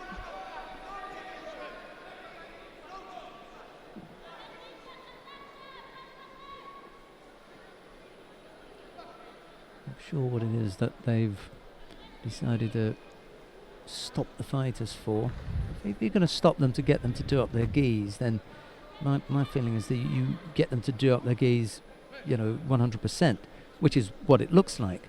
But Saginbay Ulu hasn't. His gi's going to come undone again now because he hasn't got the back.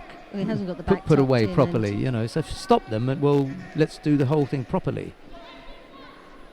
As you can see, that left hand in is very controlling. It's a good grip for Shishimi now that looks for some Niwaza here. I'm not quite sure what he's trying to... Well, it's the arm lock that he was attempting. And now we're back to square one, look. He's completely out. He's happy. And off he goes. And again, opening up the gi, making it, you know... It's a disadvantage, Yeah. especially for someone who's got a cracking uchimata that we've seen quite a few times now. When that kit is loose, there's more chance of the kit slipping over the head and you losing the strength and the power behind the technique. Start at 5 p.m. Before the final walk, we will have the official opening ceremony at 4 p.m. Nuri liderliğinin kafestehesi olunan Judo ve Dövüş Harekatörü'nün ilk yarış gününde final görüşleri Well, it was a very convincing win here for Shishimi Japan, who goes through into the semi-final. Saat 16'da start götürecek. Well, we're going to stay on mat number 2 because coming up next we'll have the number 1 seed in the under 66 kilo category, Nijat Shikalizada of Azerbaijan. He faces the dangerous newcomer from Georgia, Lasha Yunashvili. It's Shikalizada in the white judo gi, Yunashvili in blue. The next quarterfinal on mat 2 is for men under 66 kilograms. 66 kilogram çekide destekli bir final görüşüne başlıyor. İşte devam olur. Avcı'da Nicat Şakalizade, Azerbaycan, Gürcü'de Lasha Yunashvili, Gürcistan.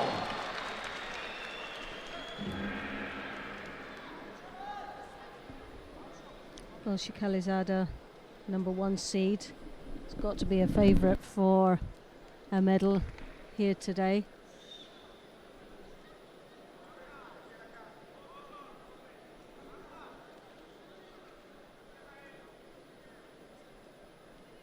Both have had very convincing first round matches. The winner of mat 1 in blue for Poland, Julia Kovacic. Julia Kovacic will be in the semi-final for women under 57 kilograms.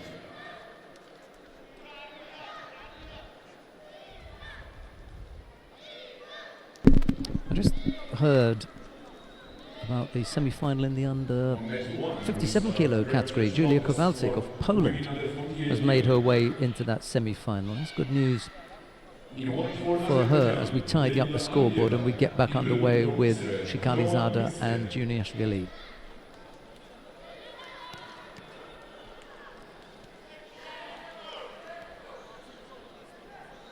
Good matchup in that second semi-final. Jovana Rogic of Serbia will face Julia Kowalczyk. The first semi-final will be Lian Chenling and Severa Nishambayeva.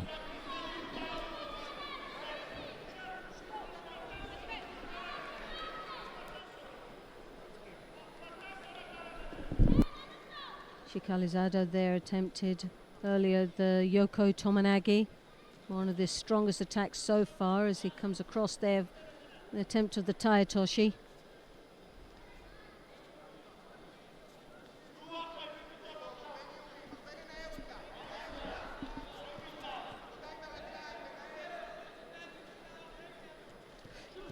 Shikalizada stronger on the upper body control most of the time. He takes the first grip, which seems to be nice and controlling.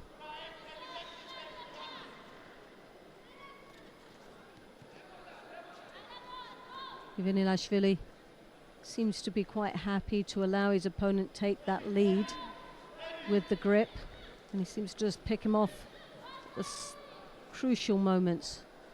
As you can see,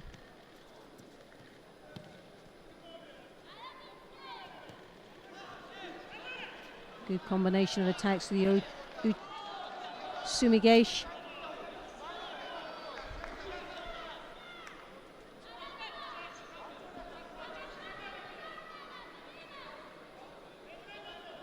Well, Shikalizada looking the stronger still in this contest, over halfway now.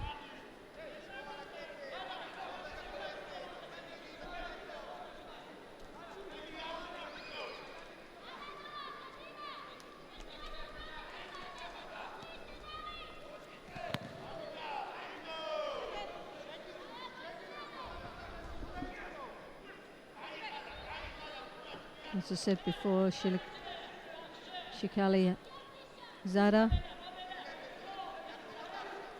Paris. Picked up in the Grand Slam, picked up a bronze medal, and is looking on target for getting into a medal position quite comfortably right now. Great switch. Awazari scored. Well, it was a Ippon, but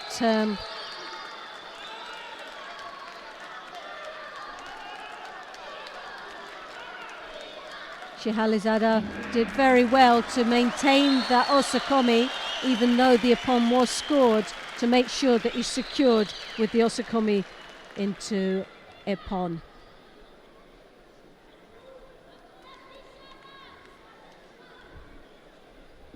So Shikali İkinci tamamıyla altı boyunda Nicat Şikalizade, Azerbaycan judocusu galip gelerek Yurdirik yarı final mühendisliğine Bresiye kazandı. Shikalizada there takes the win and goes through to the semi-finals of the men's 66 kilograms. The next contest, Well, the quarterfinal. Azeris will be delighted to have a man in the semi-final. The only difficulty for him, he's going to have to face Takajo Tomofumi of Japan, or Ganbol Kirland. Yeah, well, this is going to be a very strong testing match for both these athletes. Both have had really strong first rounds, and it's going to be a real head-to-head. Takajo in the white judogi, Ganbold in blue, the winner of this to face Shikalizada. Just spoke to Yulia Kowalczyk, who's in the semi-final of the under 57 kilo category. She just looked as though she had a sore arm. She's going to put some ice on it, but said it's nothing serious.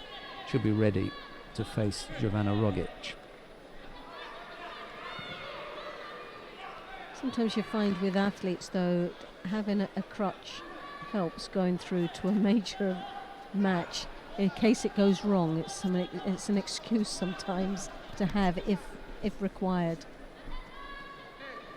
Top athletes never lose. There's always some reason for some losing. reason, it's yeah. not because someone was better. It's that they were just having an off day. The amount of athletes I've come across that have been like that, had a bit of a cold or something. If they win, it's great. If they don't, wasn't feeling very well. Yeah, Never get beat. you very, very, very rarely hear something. He was better than me. No. An athlete, a top athlete, will never admit someone was better than them. They were just lucky on the day. Ganbold picks up a Shido with 2:40 left to go. Yeah. Well, Ganbold had he won convincingly, but he really was a hard match. Hasanov, that was. Yes, yeah. that was a tough. That really did test him throughout. So.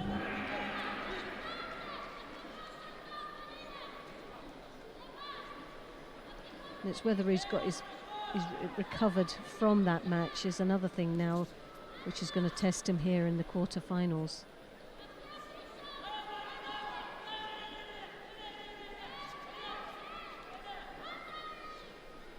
It's just a battle of grips here. Lovely drop from Takajo.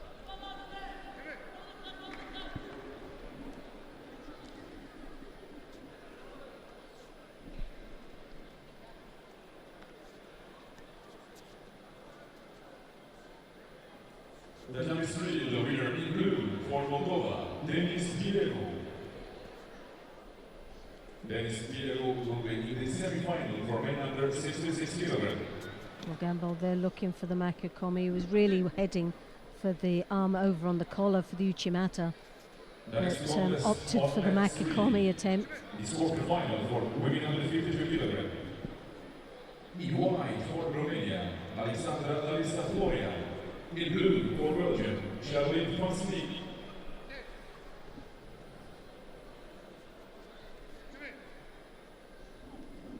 So we're just over a minute and a half in this contest left. A Shido piece. Very close match. The Kochigak, wonderful attack there. Scoring Awazari, putting Takajo in the lead with 1 minute 21 seconds to go.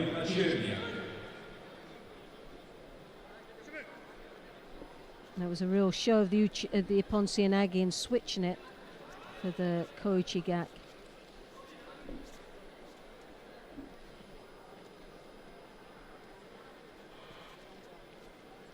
An attempt of a Sodi there from Takajo as he drops underneath his opponent again, but not leaving himself much space to get under his opponent.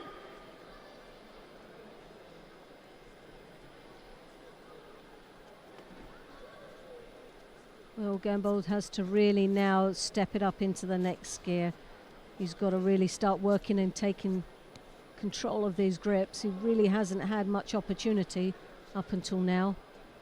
But it's an all or nothing situation with just 37 seconds left, and a lovely drop Seoinage.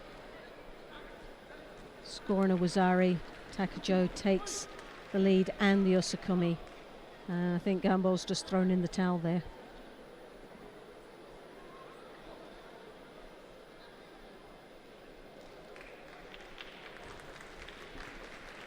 So Takajo goes into the semi-final of the men's 66 kilos.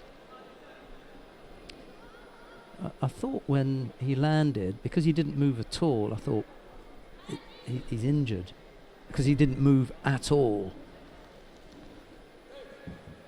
He's holding. It looks like a rib the or rib, something, yeah, doesn't it? yeah. He looks slightly uncomfortable there. Didn't move at all. Takajo Tomohumi is who will fight Nijat Shikalizada in the first of the semi-finals. I think the second semi-final is already the lineup is already made. Tal Flicker of Israel will face Denis Vieru of Moldavia. That's what will happen there. Now, we haven't seen any of the under 52 kilo category, but we're going to get a look now at Gilly Cohen of Israel. She faces Anja Stanger of Slovenia. It's Cohen in the white judogi, Stanger in blue. So we get a chance to see the number one seed, Gilly Cohen of Israel. And just under a fortnight ago took a 5th place in Dusseldorf. So he should be wanting to go that 1 or 2 better.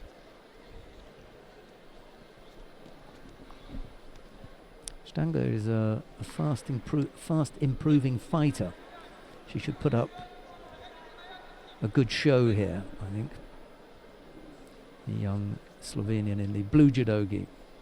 Well, the Slovenians have produced some really fine athletes, haven't they? Very strong, powerful competitors, especially with the women. And at 48, at this competition, Milica Nikolic of Serbia is around as well. She reminds me a little bit of Stanger. Different weight, but a similar kind of fighting style.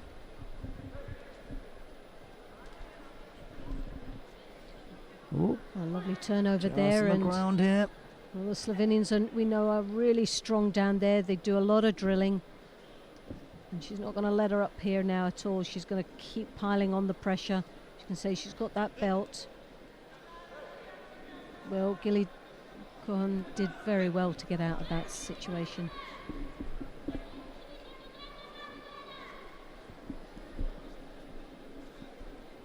I like Gilly. I chat to her from time to time. I think her parents come from South Africa.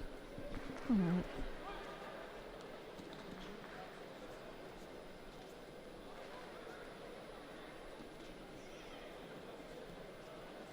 She's a very tough cookie out there. She's like a little pocket rocket, I always call her.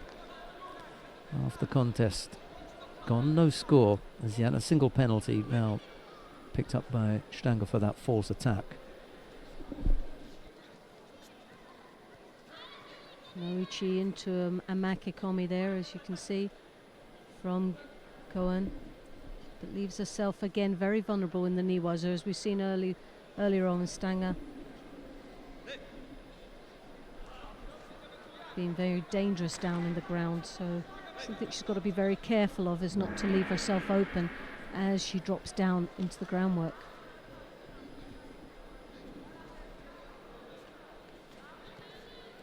Cross grip there from Stanger.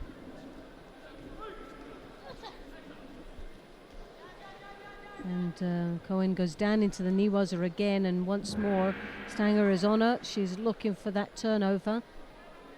Needs to tie up those legs a little bit better, but as you can see, Gilly just holding on for dear life. Isn't out of trouble right yet.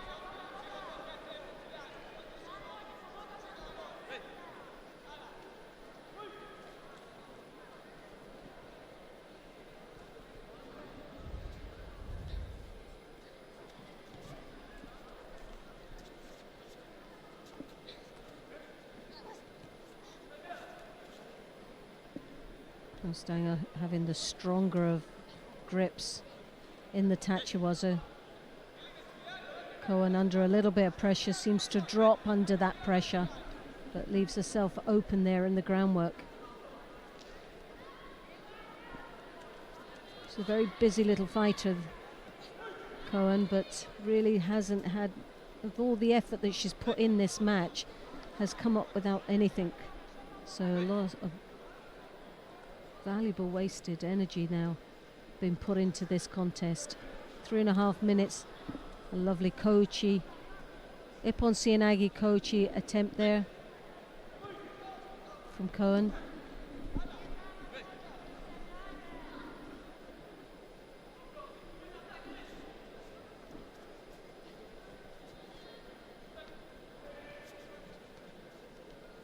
She needs to find something off that little Kochi, because she's just not getting that leg through far enough. She's so far away from it, but her body position is in a great position as she drives. She's knocking her partner's balance. It's just not connecting with that heel.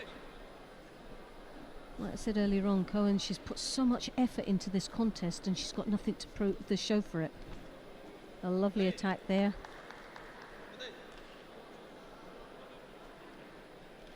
Rosari scored. That was just back off the Uchimata. Larissa Florian has just defeated Charlene van Snick down on mat number 3 in the under 52 kilo category.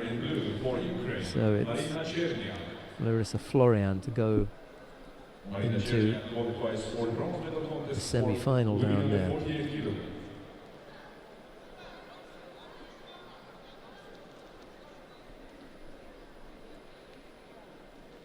The next contest on mat 1 is semi-final for women under 48 kilograms.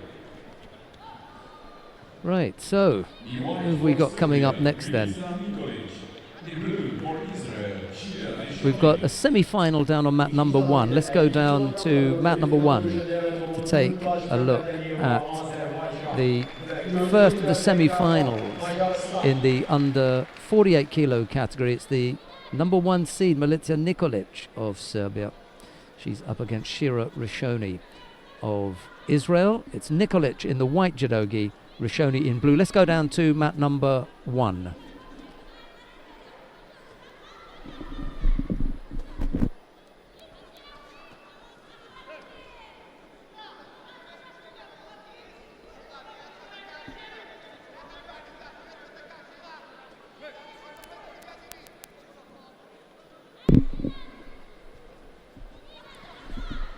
Well, I mentioned Nikolic a moment ago when we were looking at Stanger, and here is Milica Nikolic. Gilly Cohen, by the way, won out over Anja Stanger. We'll see her in the first semi-final.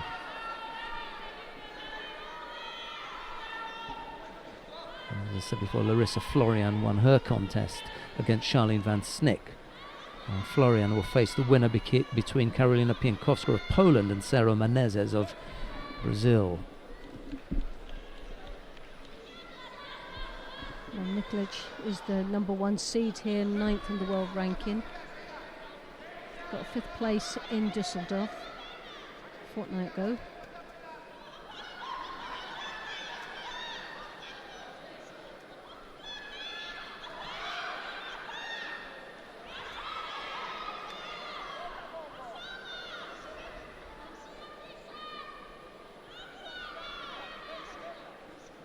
We'll both opt in for those sleeve grips.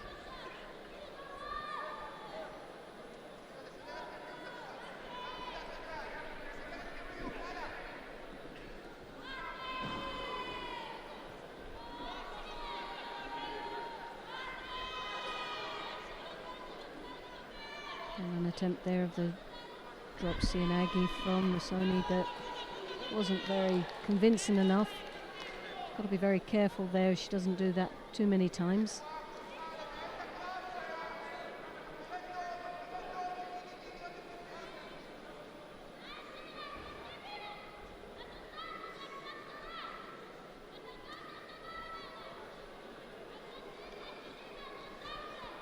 Nikolic there with the right hand high collar grip, throws it over. As soon as she gets that opportunity, then Risoni is there on the ground dropping under, but she's dropped under and left herself in a very vulnerable position as the arm lock is out. How much leverage she has on it, I'm not quite sure, but you can see there Nikolic is arching the back. A bit of a stalemate there. A great opportunity there lost in the knee waza for Nikolic.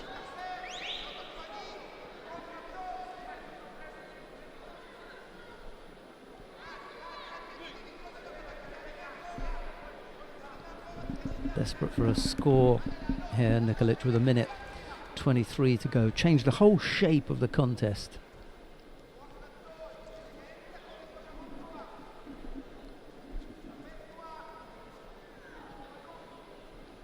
Mr. Wong, the referees from China, is just asking Shira to get on with it a little bit. In a polite way. Yeah. So Shido on the board there for Nikolic. Attempts an Uchimata there. See, there's no need for Nikolic to get desperate here, but I've got a sense that she already is. No need. You've got plenty of time. Don't worry about that Shido.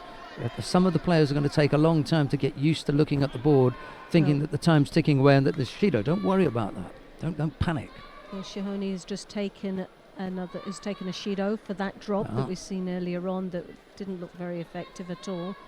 And I think in some way, I think it's Nikolic that's been frustrated instead of maybe possibly panicking over something. It's that frustration of not being able to get hold of her opponent. As soon as she does, Risoni is down on the ground, dropping with that Cianagi that she's already been picked up on, and now she's got two Shidos. Again, it's very scrappy, and it's a way to avoid what looks to be happening there, is that arm being thrown over the top, and as soon as Nikolic has got the grip, Shihoni drops. I think I know what she may have been avoiding. Yes. Well, it's on that she looks very powerful, and she looks like she's got something to back up the strong grip that she has, but we're not getting to see it much because as soon as the grip there, Shihoni drops. And that tactic, unfortunately, hasn't worked out for Shira Rishoni. She gave up that single score, and now it's Nikolic who sees the clock run out. That one score was enough, and obviously she's delighted with that.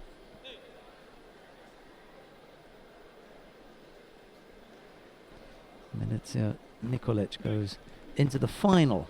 It was a very convincing win, and she did well to compose herself as much as she could have under what was such a frustrating match for her, I would imagine. Now we've got the final in the under 48 kilo, the semi-final in the under 48 kilo category coming up next. Tatiana Cesar of Guinea-Bissau faces Stefania Koyama of Brazil. It's Cesar in the white judogi, Koyama in blue.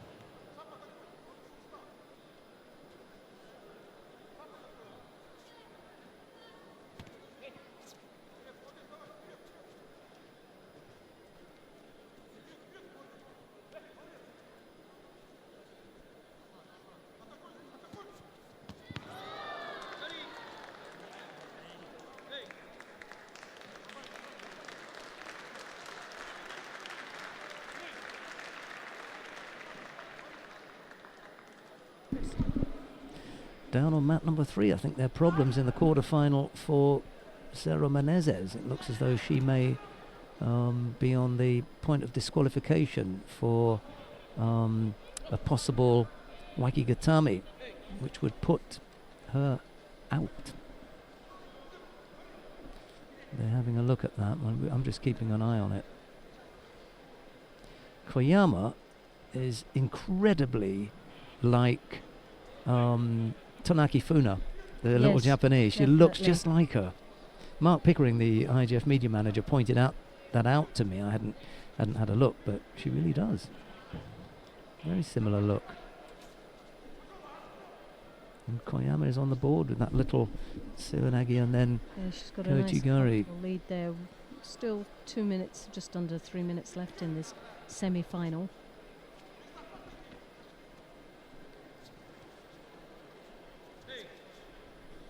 No, Well, they decided against. I liked it for a score.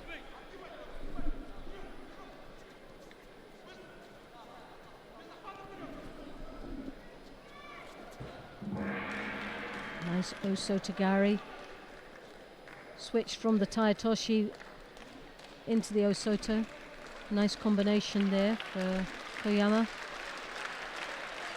Again, another drop. Finding a little bit of pressure here on Caesar.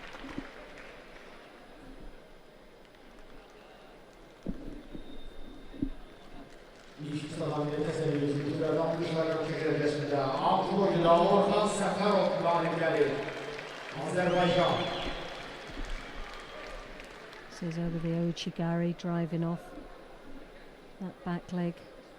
Now looking for the Sangaku. As you can see, the legs starting to tie up quite nicely as she works over opponent's body.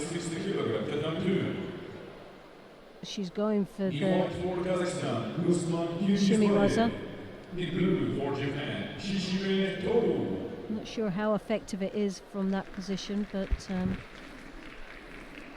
not happening. no, I think she's just tied herself up so much that she can't maneuver herself out.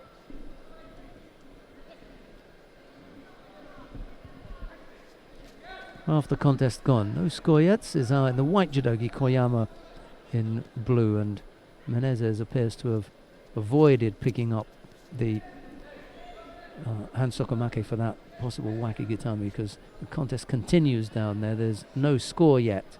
There's a minute and 30 odd seconds already into golden score.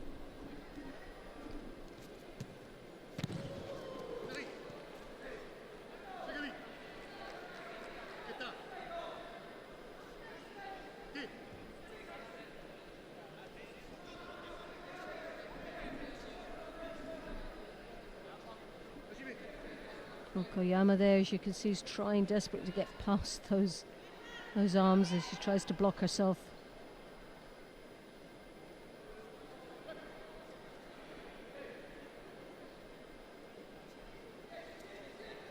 Makikomi there from Caesar. Once more, Koyama looking for the Niwaza, but really there isn't much for her to go on.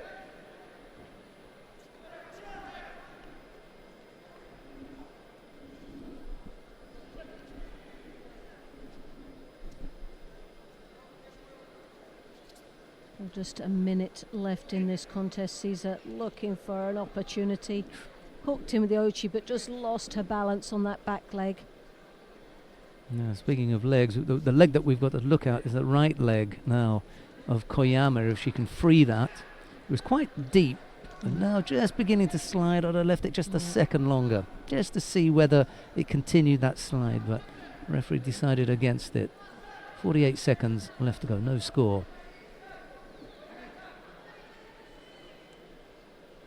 Ooh, yep, nice that'll do. Judo there, Yeah. lovely. Even though she came off the other side, it was Over strong the wrong enough. side, Yeah. but well, if they're wrong or a right side, as long as it works, that's the most important thing. And the That's offside coming as traditional well. side, as we would say. She's had to tap out, yeah. Yep, she's using her feet to tap. Well, Koyama, for me, doing the right thing there. You know, says I had tapped out, but she didn't hear any ippon from That's right, the yeah. referee, and she was kind of nodding, hey, you know, she's tapping out here. I want to hear ippon before I let her up. Exactly, yeah. Says I think she picked up a bit of an injury there in that one. Well, I've been talking about what's happening down on mat number 1. Let's mat number 3, I beg your pardon. Let's go and have a look and see what's happening with Karolina Pienkowska of Poland. She's up against Sara Menezes of Brazil. It's a quarterfinal in the under 52 kilo category. 2 penalties picked up by Pienkowska, 1 by Sara Menezes. We've had 3 minutes of golden score. There's a little left Yoko Tomoinagi there from Menezes as she tries to come up with something. Pienkowska giving Menezes a real handful. Yeah, and the Polish coach gives an indication of what he thinks about it, because he's off and out of his chair, and it looks as though there'll be a penalty to Pienkowska for passivity. That'll be the end of it. Menezes takes herself into the semi-final of the women's 52. For someone who's just moved up from the 48 kilo category, she's doing extremely well in this first opening. We've got the semi-final in the under 60 kilo category taking place on mat number 2. Let's go and have a look at Guzman Kyrgyzbayev of Kazakhstan. He faces Shishimi Toru of Japan. It's Kyrgyzbayev in the white judogi, Shishimi in blue. Shishimi has scored a single yuka. I think we had a look at Shishimi earlier on, Loretta, didn't we? Yes. The Japanese. You were saying about this head-to-head. Well, we're saying that, realising that Menezes has fought in Paris at 52s. She's had a good runnings. She's had some really good matches under her belt, and I think she's starting to put her place she's secured that place in 52s now quite nicely. And it's always the difficulty of moving up from one weight category when you're an Olympic champion and then trying to establish yourself in a new weight in the next build-up for 4 years to Tokyo. If she does something here, it will be really good. This is going to be a big boost of confidence, isn't it, for her? Well, they must have seen... Well, no, not quite.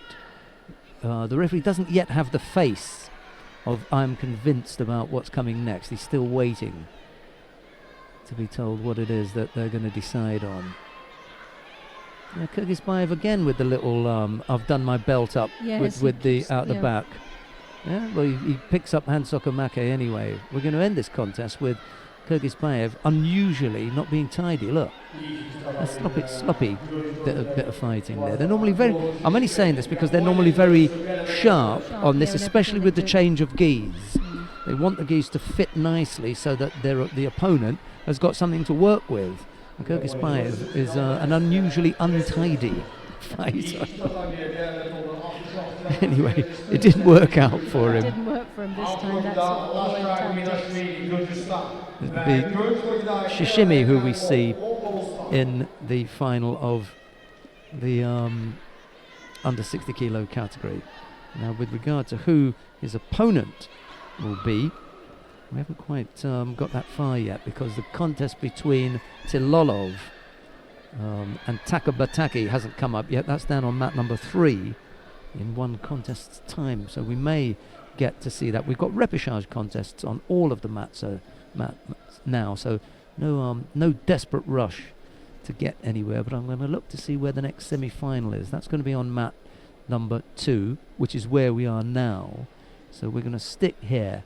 And after this repechage contest between Lasha Gyurashvili of Georgia in the white judogi and Ganbal Kurland of Mongolia in blue, then we'll have Shikalizada and Takajo. That should be a good one. The Japanese Takajo 3-2-1 against the number 1 seed Shikalizada. It's like Dusty Bin, isn't it? No, that's all I kept thinking of, was the Dusty Bin. You could have said it. No one out there would understand what we were talking about. Yeah, and yeah, they do tell us not to use colloquialisms or slang or anything, but I don't know. I'll go for that. Dusty Bin. 3-2-1.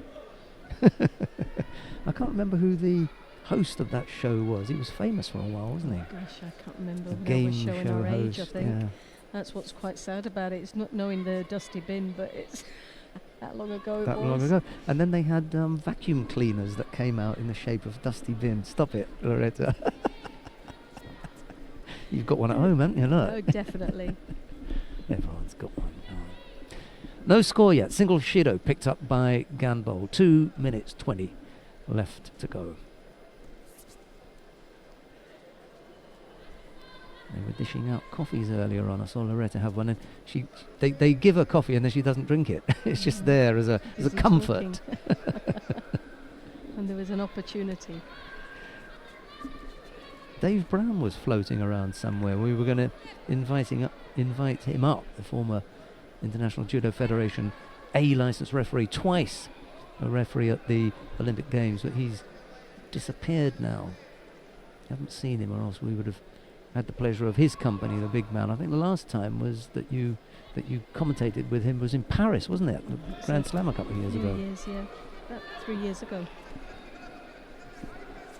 We have here Ganbol, who was looking for that opportunity. The Georgian really was panicking, as you could see down there. It didn't look comfortable at all. They may have another look at this one. Junashvili coming up with the score against Ganbol. Ganbol is one of your favourites, because he's looking over here as though I don't think that was a score, and we have to help him out here. Got to help him. Yeah. Well, he's actually fought really well here, and it's been a tough weight category. 66 kilos, Yeah, 16 good one. athletes. Good pick this morning. We've had some really good competitors here, and we've got more to come. That's going to stay on the board. Junashvili. He's got a minute and a half to rectify that, and He's going to look to do it now. he's looking to get close. Those hips are coming in. As he draws off that belt, draws his opponent onto the hips. It's looking for the big Ochi. But you can see the defensive of the Georgian. You would have penalised him. I would have penalised him now. Yes, definitely. You know, well, look, he's not interested. He's trying to get out, Yeah. and you can see that straight away. He's got the belt. Ganbol has got that belt, and it looks dangerous on it. No, I'm going to have to, yeah. Well, he had does to, pick up a penalty, definitely, yeah. He had to. And a lot earlier than that, Yeah. really, should have had that penalty. But The arm's absolute out straight. can't get any more defensive. He's not doing than you anything have. than And it's defending. frustrating for Ganbol, because he needs that. He needs those hips through, but there is that blatant block, as you can see. He's gone out of once the area more. as well. Another Shido. Well, he gets away with it. Oh goodness, I don't know why. I really don't. Oh, Again, that you can yeah. see that arm under the armpit, arm stretched, locked in elbow. Ganbol really just One big attack here from frustrated. Ganbol. Yeah, he just needs something. He needs to just. But he can't. That blocks there all the time, as you can see. But it's that Ochigari you can see coming in. Ganbol could just stretch through. He picks up the second penalty. He won't get a third. No, he won't. He's got less than 6 seconds to go. But oh goodness, you couldn't get any more blatant than that, could you? See, with Now, one that was second to wrong, go, but yeah, It's a minute and a half he's been playing this game, Yeah. and and that was a drop at the end, but they're not going to give it. no, I don't think that was a very good call, to be honest. See, the funny thing here is, last week we had one exactly the same, and I was out my chair screaming, you know, this is wrong, this is wrong. And I thought about it. When I went back to look at the contest, and I'm sure if we sit back down, we'll recognise, what did Ganbol try to throw him with? No, I suppose, yeah, he was engaging with the grip.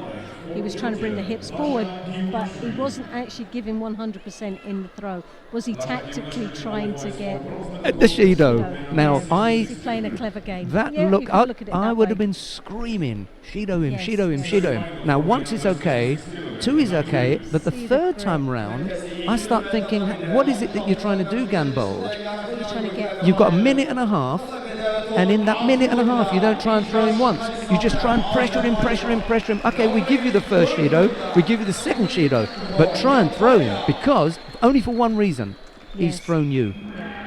That's true. You've got a valuable point there, that if he could see an Ochigari coming in, if he could see the Uchimata coming in, you could say, right, he's attempting a throw. But all it was a battle of grips. And he was good. He was 10 times better than He was the a better Georgian. gripper than the Absolutely. Georgian. He made him look passive twice. He made him look as though he's stepping out the area. And what he was saying to us, what Ganbol was saying was, I want you to give me this contest because I've put so much pressure on him despite the fact that he's thrown me once. Now, our idea here is to give the person who throws the contest. Now, we know that the other side of that was the Georgian was backing off and he was under pressure and everything, but he'd scored. Yes. So he gets that little bit So the winner of the came benefit. through, the one that did the throws. Exactly. Ends up going through, and that's what we want to sell all the time. But had The one that Gambold- actually throws Had should be Gambold the really one that attempted to wins. throw him, would have given it him. Yes. But yeah. he didn't. He just Yeah. spent all his minute and a half You've trying to penalise him. Convinced me. I love you for Thrown that. it- I'm thrown in the belt now. No, that's because it. last You're week, right. You're totally right. I think. last week I was absolutely with you. I was Yes, livid yeah. that they didn't penalise the guy, and I went to remonstrate with the referees and said, "What did he try and throw him with, Shell?" Yeah, that's exactly. Oh, he what did didn't. try and throw? He didn't. He didn't. All he No. wanted to do was penalise, and I thought, "Yeah, okay, you've convinced me. I've thrown the towel in." That's what I said last Yeah, week. definitely. No, I'm definitely convinced that, and it's something I would look at it in a different light now. I did. I had to go back and look at the contest. But we're here now. We've got this semi-final, and this is going to be a very interesting match. Nijat Shikhalizada of Azerbaijan, we spoke about him right at the top of the program. The number one seed faces Takajo Tomohumi of Japan. It's Shikhalizada in the white judogi, Takajo in blue. I hope that conversation that Loretta and I were chatting about there, because it is interesting. It is. It's a different way of. It's a different perspective, isn't it, on how you look at a match. And for me, what you said is true. Where was the throw? What was the attempt? What was that his he trying to intention? do? Yeah. What was he trying to do? Oh, nice turn from Shikhalizada there. That's the injury that kept Shikhalizada off the mat for a little bit this morning. That air, he had that whack to it, and they've now put the piece of tape inside. I'm not sure how long that's going to stay there for, though. He's incredibly softly spoken. We interviewed him once, and everything was going really well until we got back to do the editing, Yes. and the voice had to be turned up so much. We had to put the volume up in his voice. He's very soft. Energy, Yeah, possibly. I think he's just softly spoken. Is that Moraliev, the coach in the chair? That chiseled face, hard man. Scary looking man. Yeah.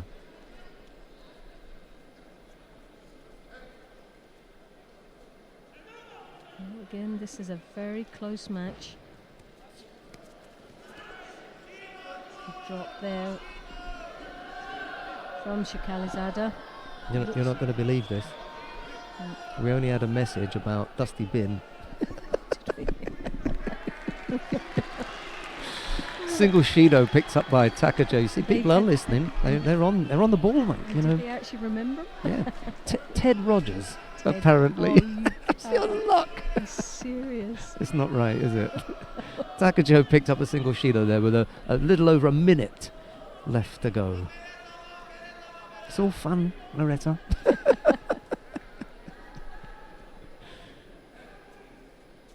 I think Shikhalizada's fought really, really well. He's been dangerous enough. Yes, definitely. He's had some really tough innings. Olive Mauve, that was a tester for him in his first round. And Gunilashvili, again from Another Georgia. hard one, yeah. Tough quarter. He really did have his work cut out for him to get to this position. Oh, he just and rolls Takajo, across that. Oh, that was a lovely attack there. Hooks in, then does he get switch scored through. on? Here, look. Rote Sianagi lost control on that Sianagi, but tried to follow it through by clipping. There are a couple of things to that clip that leg, didn't he, with his hand? That's now So that I'm wondering if that's. there are a couple of things to look at here. One, does any part of the scoring part of his body touch the mat? And the second thing was, in that effort to throw him, does Takajo engage with the hand? Yes, yeah, he Loretta did. spotted that, and he does. He picks up a Shido for it, no harm done. It's the second Shido, but it's not him Hansokumake. Yes. Nice rule change from the IJF. What a nice contest. And we would have lost that in the old days Definitely with for the direct Hansokumake. Hansokumake. Yeah. Shido, you did a bad thing, boy. So you get your Shido, but he's not out of it. 20 odd seconds left to go. Knife edge contest now. I'm always on the edge of that sort of leg grab if it's enhancing the throw. Things like an Ouchigari and the Ouchi drive, and you catch the leg and continue the process of the throw into ground, and you get a score. I don't agree with the direct grab. I can see the reason for that. But something like this to get good is only a Shido, not a hands-off. Absolutely. But he was only enhancing Yeah. the attack, the initial attack to get the score. Yeah. It wasn't as if it was a block or a straight leg grab. Nice one. 2 penalties by Takajo. Keeps him in it. We're into the golden score period. Oh, Takajo is really now piling a bit more pressure on him. Slightly desperate effort there from Yes, it was under Shikalizada. pressure. Tempo's changed now. Takajo's able to maintain that level. Shikalizada just Composing himself a beginning to little drop. bit better in this golden score.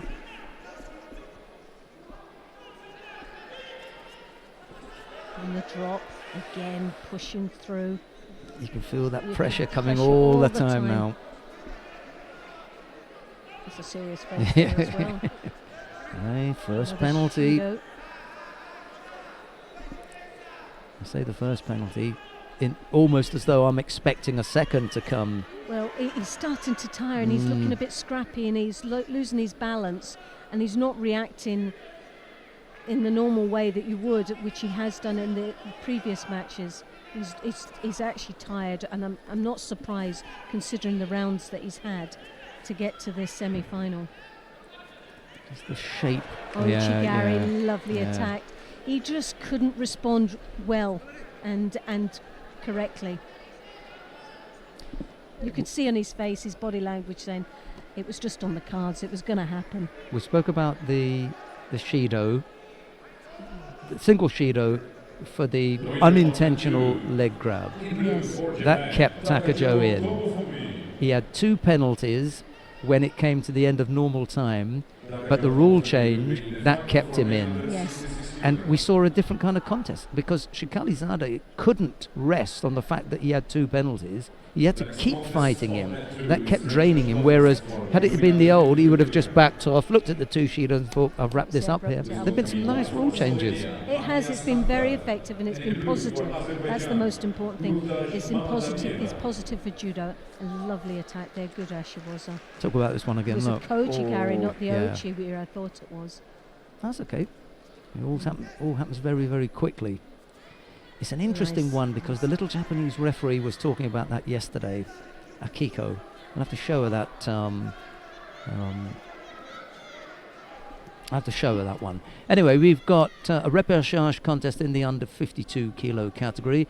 Meanwhile, down on mat number 1, we've got semi-final. Let's go down to mat number 1 because Jovana Rogic of Serbia, whom we've spoken about earlier on, is up against Julia Kowalczyk of Poland, and we did talk about Julia as well. So hello to Mr. Kowalczyk, who's listening in Poland, no doubt. He collared me last week when I mentioned that Julia Kowalczyk was not the number 1 under 57 kilo fighter in Poland, because I mentioned Aleta Podolak, and he got me when I arrived in Katowice last week to do the European Open there, and he said, my daughter is number 1, you know. So, okay, pal, all right. And what did you say? She might very well be. If you can get past Jovana Rogic, because Rogic is a quality fighter at this weight. No score yet. Both fighters have picked up penalties, and we're in golden score. Well, Rogic got a bronze medal in Düsseldorf a fortnight ago, so should be wanting to do that one better and get into that final. I think what Mr. Kowalczyk was talking about was that his daughter had actually beaten or defeated Aleta Podolak in their national championships, because she's definitely the number 3 Yes, on the IJF World Ranking list. But this single performance here, irrespective of what happens, the fact that she's got this far is going to push her Gonna up with the pop it right ranking up, yes. points. And ahead of her is Anna Borowska, whom, if I'm not mistaken, won in Rome. I think that's the case. What happened to her recently then? Prague, sorry. It was Prague, and that scoreboard, by the way, you see Ippon, that's for Stanger, and Jovana Rogic was just given a score there, but they've cancelled that. And very quickly, it was Anna Borowska, who won in Prague. That was the same weekend as the Katowice. We had men in Katowice. So the Poles are spoilt for choice. Aleta Podolak, who Got went to the such depth, Olympics, haven't they, especially in that weight division. Borovska, and now Kowalczyk, who's putting up a good performance here. Whoop, Uchimata.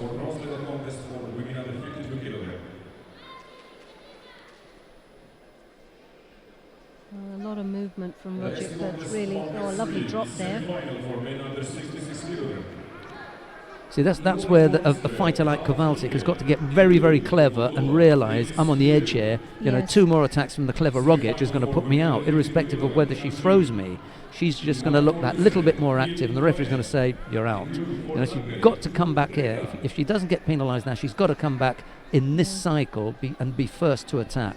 Well, she's playing a very clever game here. What she's doing is she puts in a couple of minor attacks, just show pieces. Yeah. And she's looking busy, which is obviously making her opponent react on every little movement. And all she's doing is setting up for the big attack, which every time it's like 2 or 3 soft attacks, and then she throws in the dropsy and Aggie. Well, it was Kowalczyk who came up with that Uchimata effort that had Rogic hopping, and then Rogic came up with her own attack. So Kowalczyk again got to come back with something here. Drained of energy. 3 minutes and 20 seconds of golden score already. It's a lot to ask, isn't it, to get quality now in a golden score that's gone for 3.5 minutes. And it is about mistakes here. Almost made one there with that Osota, didn't she? Good battle. Got to dig deep now. But Dad's up there shouting at the TV, look. Possibly. It's done now. That's it. Rogic just that little bit more savvy as far as the international competition circuit, managing to put in... Tactically, she knew how to play this match and how to get a reaction out of her opponent. Those sort of set-up movements that really weren't threatening at all. And so it worked, and that's the thing, it was working for her. She's got the Shidos accumulated and the Hansokumaki. Top draw effort, though. Great from both fighters. Close match. Yeah. Very close match. Right, well, that's all the action that we've got for you on mat number 1. We're going to go down to mat number 3 now to see the semi-final in the under 66 kilo category. It's Tal Flicker of Israel up against Denis Vieru of Moldavia. Flicker in the white judogi, Vieru in blue. It's Flicker who leads by a single Wazari, and there's 2 minutes. A little over 2 minutes left to go.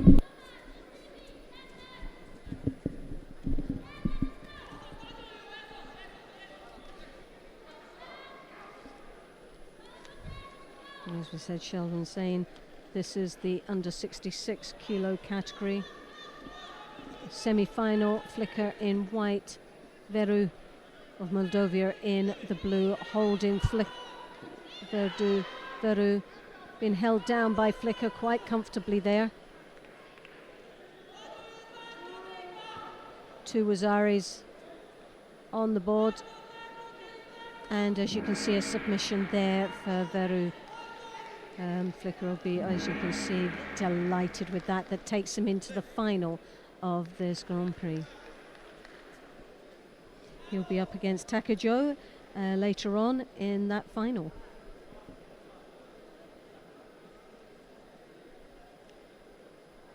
The winner of mat 2, in blue for Hungary, Bubreka. Bubreka will be in the final for women under 52 kilograms. I just overheard that Pupreka of Hungary has made her way into the final. It's taken a little while. Loretta was talking about moving from 48 to 52, well, actually moving from any of the weights, but specifically we were talking about moving with Sarah Menezes from 48 to 52, and how long it takes. It can also take a long time when you move from junior to senior and weights at the same time, and that was what happened with Pupreka. We've got a repechage contest coming up next. We spoke about some of the Polish fighters in the under 57 kilo category. We're going to see a fighter in the under 52 kilo category now. Karolina Pienkowska of Poland faces Charlene Van Snick of Belgium. It's Van Snick in the white judogi, Pienkowska in blue. And I hope Pienkowska's elbow has improved a little bit. She was she had a sore elbow as well as Kowalczyk. The Poles have been in problems with their elbows today. Anyway, we'll see how we get on.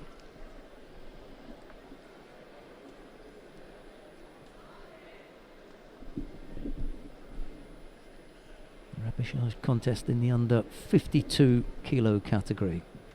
And then we've got the semi-final coming up. Alexandra Larissa Florian of Romania to face the aforementioned Sarah Menezes. Thanks very much for your messages. We can't always respond to them or all of them, because obviously we've got a number of things going on, but we'll do our best.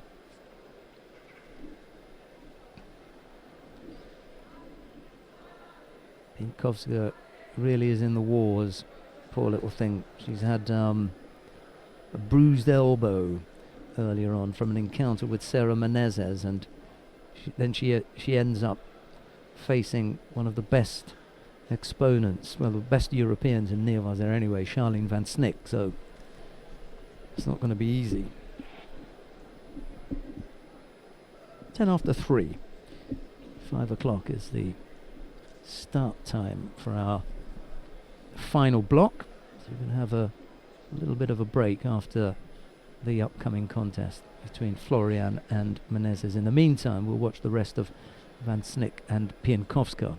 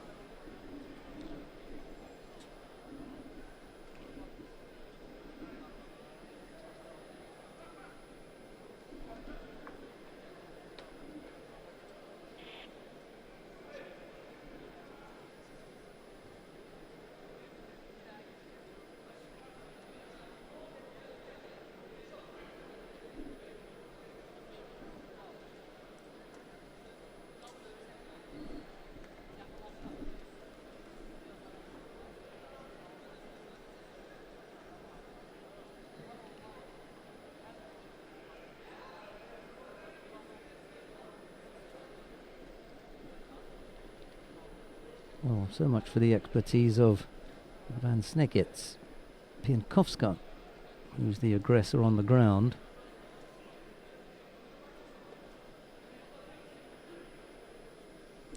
A little over a minute and a half left to go. No score between Van Snick in the white judogi and Piankowska in blue.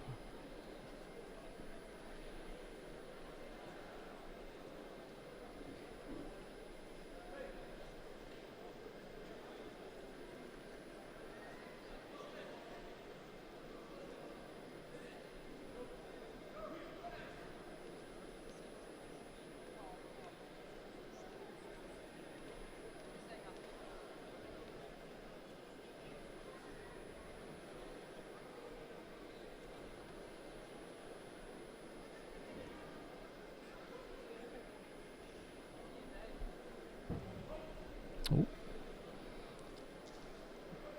Well, it hasn't been the happiest of times for Piankowska, I'm afraid, and she ended up on the receiving end there.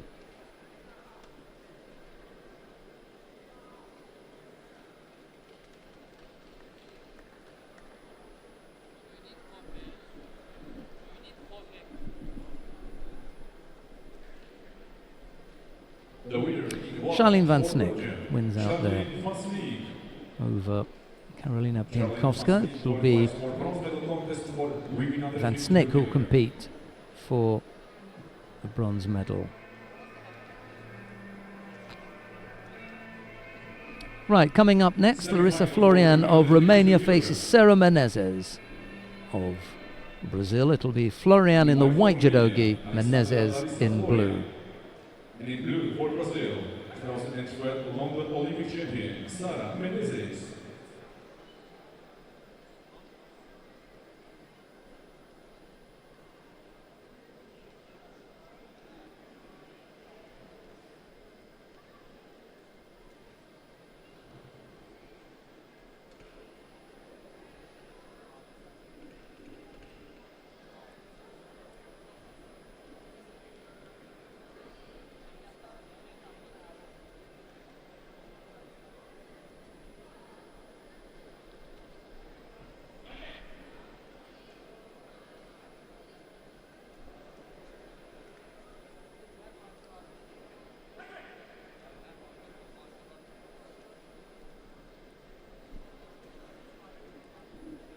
see if I can give you a rundown of who it is that we can see in the various weight categories. I'll do that quickly actually whilst we're looking at the under 52 kilo category, because we've got 3 men and 3 women's weight categories.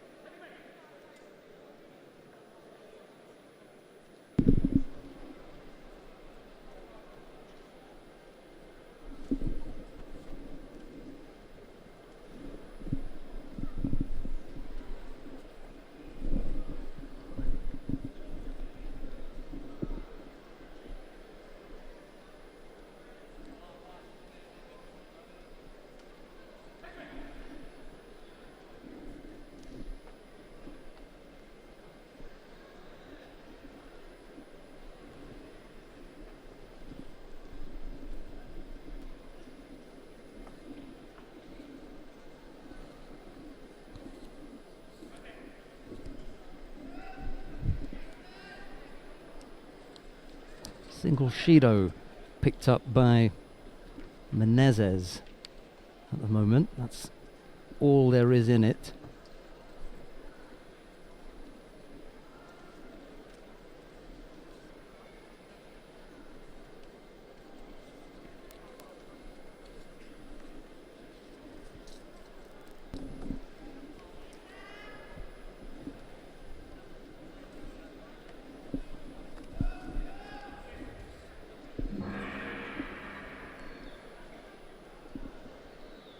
What's the gong gone for? It's the only match on the Exactly. night, There's only yes. one match on. It's 140 odd left to go. There shouldn't have been a gong anyway. It was most off-putting. I was, my attention was drawn somewhere else where there's no judo. But anyway. Well, this is interesting, Florina. We have in white Sarah Menez. When you came up here 2 seconds ago, there was a single Shido against Sarah Menezes. Now she's got 2 and Larissa Florian has got 1. All of a sudden, that whole situation changed. It went from 1 on the board to 2-1 on the board in a short space of time. See who we've got in that 52 kilo category. It's now Menezes picks up another penalty. Which is Hansok That- yeah, Amakia. that's- She looks that's the very end of it. surprised. That is The winner the in end of white it. for Romania, Alexandra Right, Florian. now Loretta's going to try to fill out Alexandra the Florian will be the sheets in the under 52 kilo category. It won't be easy because I don't think you're going to have whomsoever it is that's fighting in the bronze medal contest. No, But it doesn't I matter. don't. We'll give you a quick rundown of what's happening in the under 48 kilo category. The under 48 category, the final is Milica Nikolic of Serbia. She'll face young Miss Koyama, Stephanie Koyama of Brazil, in the final of the under 48 kilo category. The bronze medal contests are Noah Minsko of Israel and Tatiana Cesar of Guinea-Bissau, and it will be Maria Cherniak of Ukraine to face Shira Rishoni of Israel. Some I'll very let you tough have that one. matches coming up. The under 60 kilo category, Shishimi Toru of Japan will face Mukradin Tilolov of Uzbekistan in the final of the under 60 kilo category.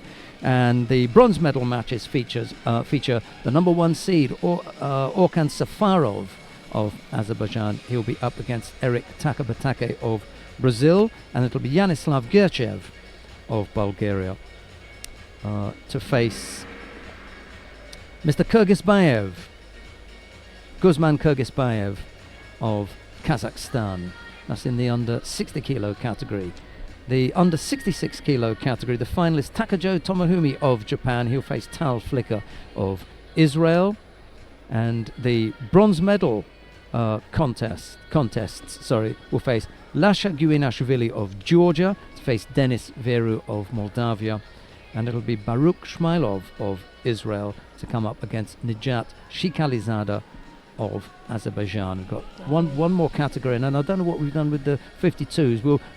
Loretta will tell you about the final of the 52s anyway, but the final of the under 57 kilo category is Lien Chenling of Chinese Taipei to face Jovana Rogic of Serbia, the number 1 seed Lien to face the number 2 seed Rogic. And then the bronze medal contests are the newcomer from Brazil, Gilmara Prudencio of Brazil, to face Julia Kowalczyk of Poland. We spoke about Julia earlier on. And it'll be Tima Nelson-Levy of Israel to face... just make sure I've got this written down properly here. Nishambayeva of Kazakhstan. Sorry about that. Yeah, Nishambayeva of Kazakhstan. Severa Nishambayeva. And in the under 52 kilo category, we'll just give you the final. Well, I didn't get to see that. Paprika, yeah. So we have Paprika in the final with Florian of Romania. So that'll be a very tough match. And like you say, this young lady, Paprika, has done extremely well, hasn't she? She's had a fantastic innings today. So it'll be interesting to see how she fights. And then the bronze medal, sadly, I've not got that information at hand, so we've just got to see a little bit later on. You can get all of that online at ipon.org or ijf.org. All of that is up there for you. Right, we're going to take a break now. It's 25 after 3 here. We'll be back at 5 o'clock. Loretta and I look forward to your company then, but from everyone here in Baku, it's bye-bye for now. Bye-bye.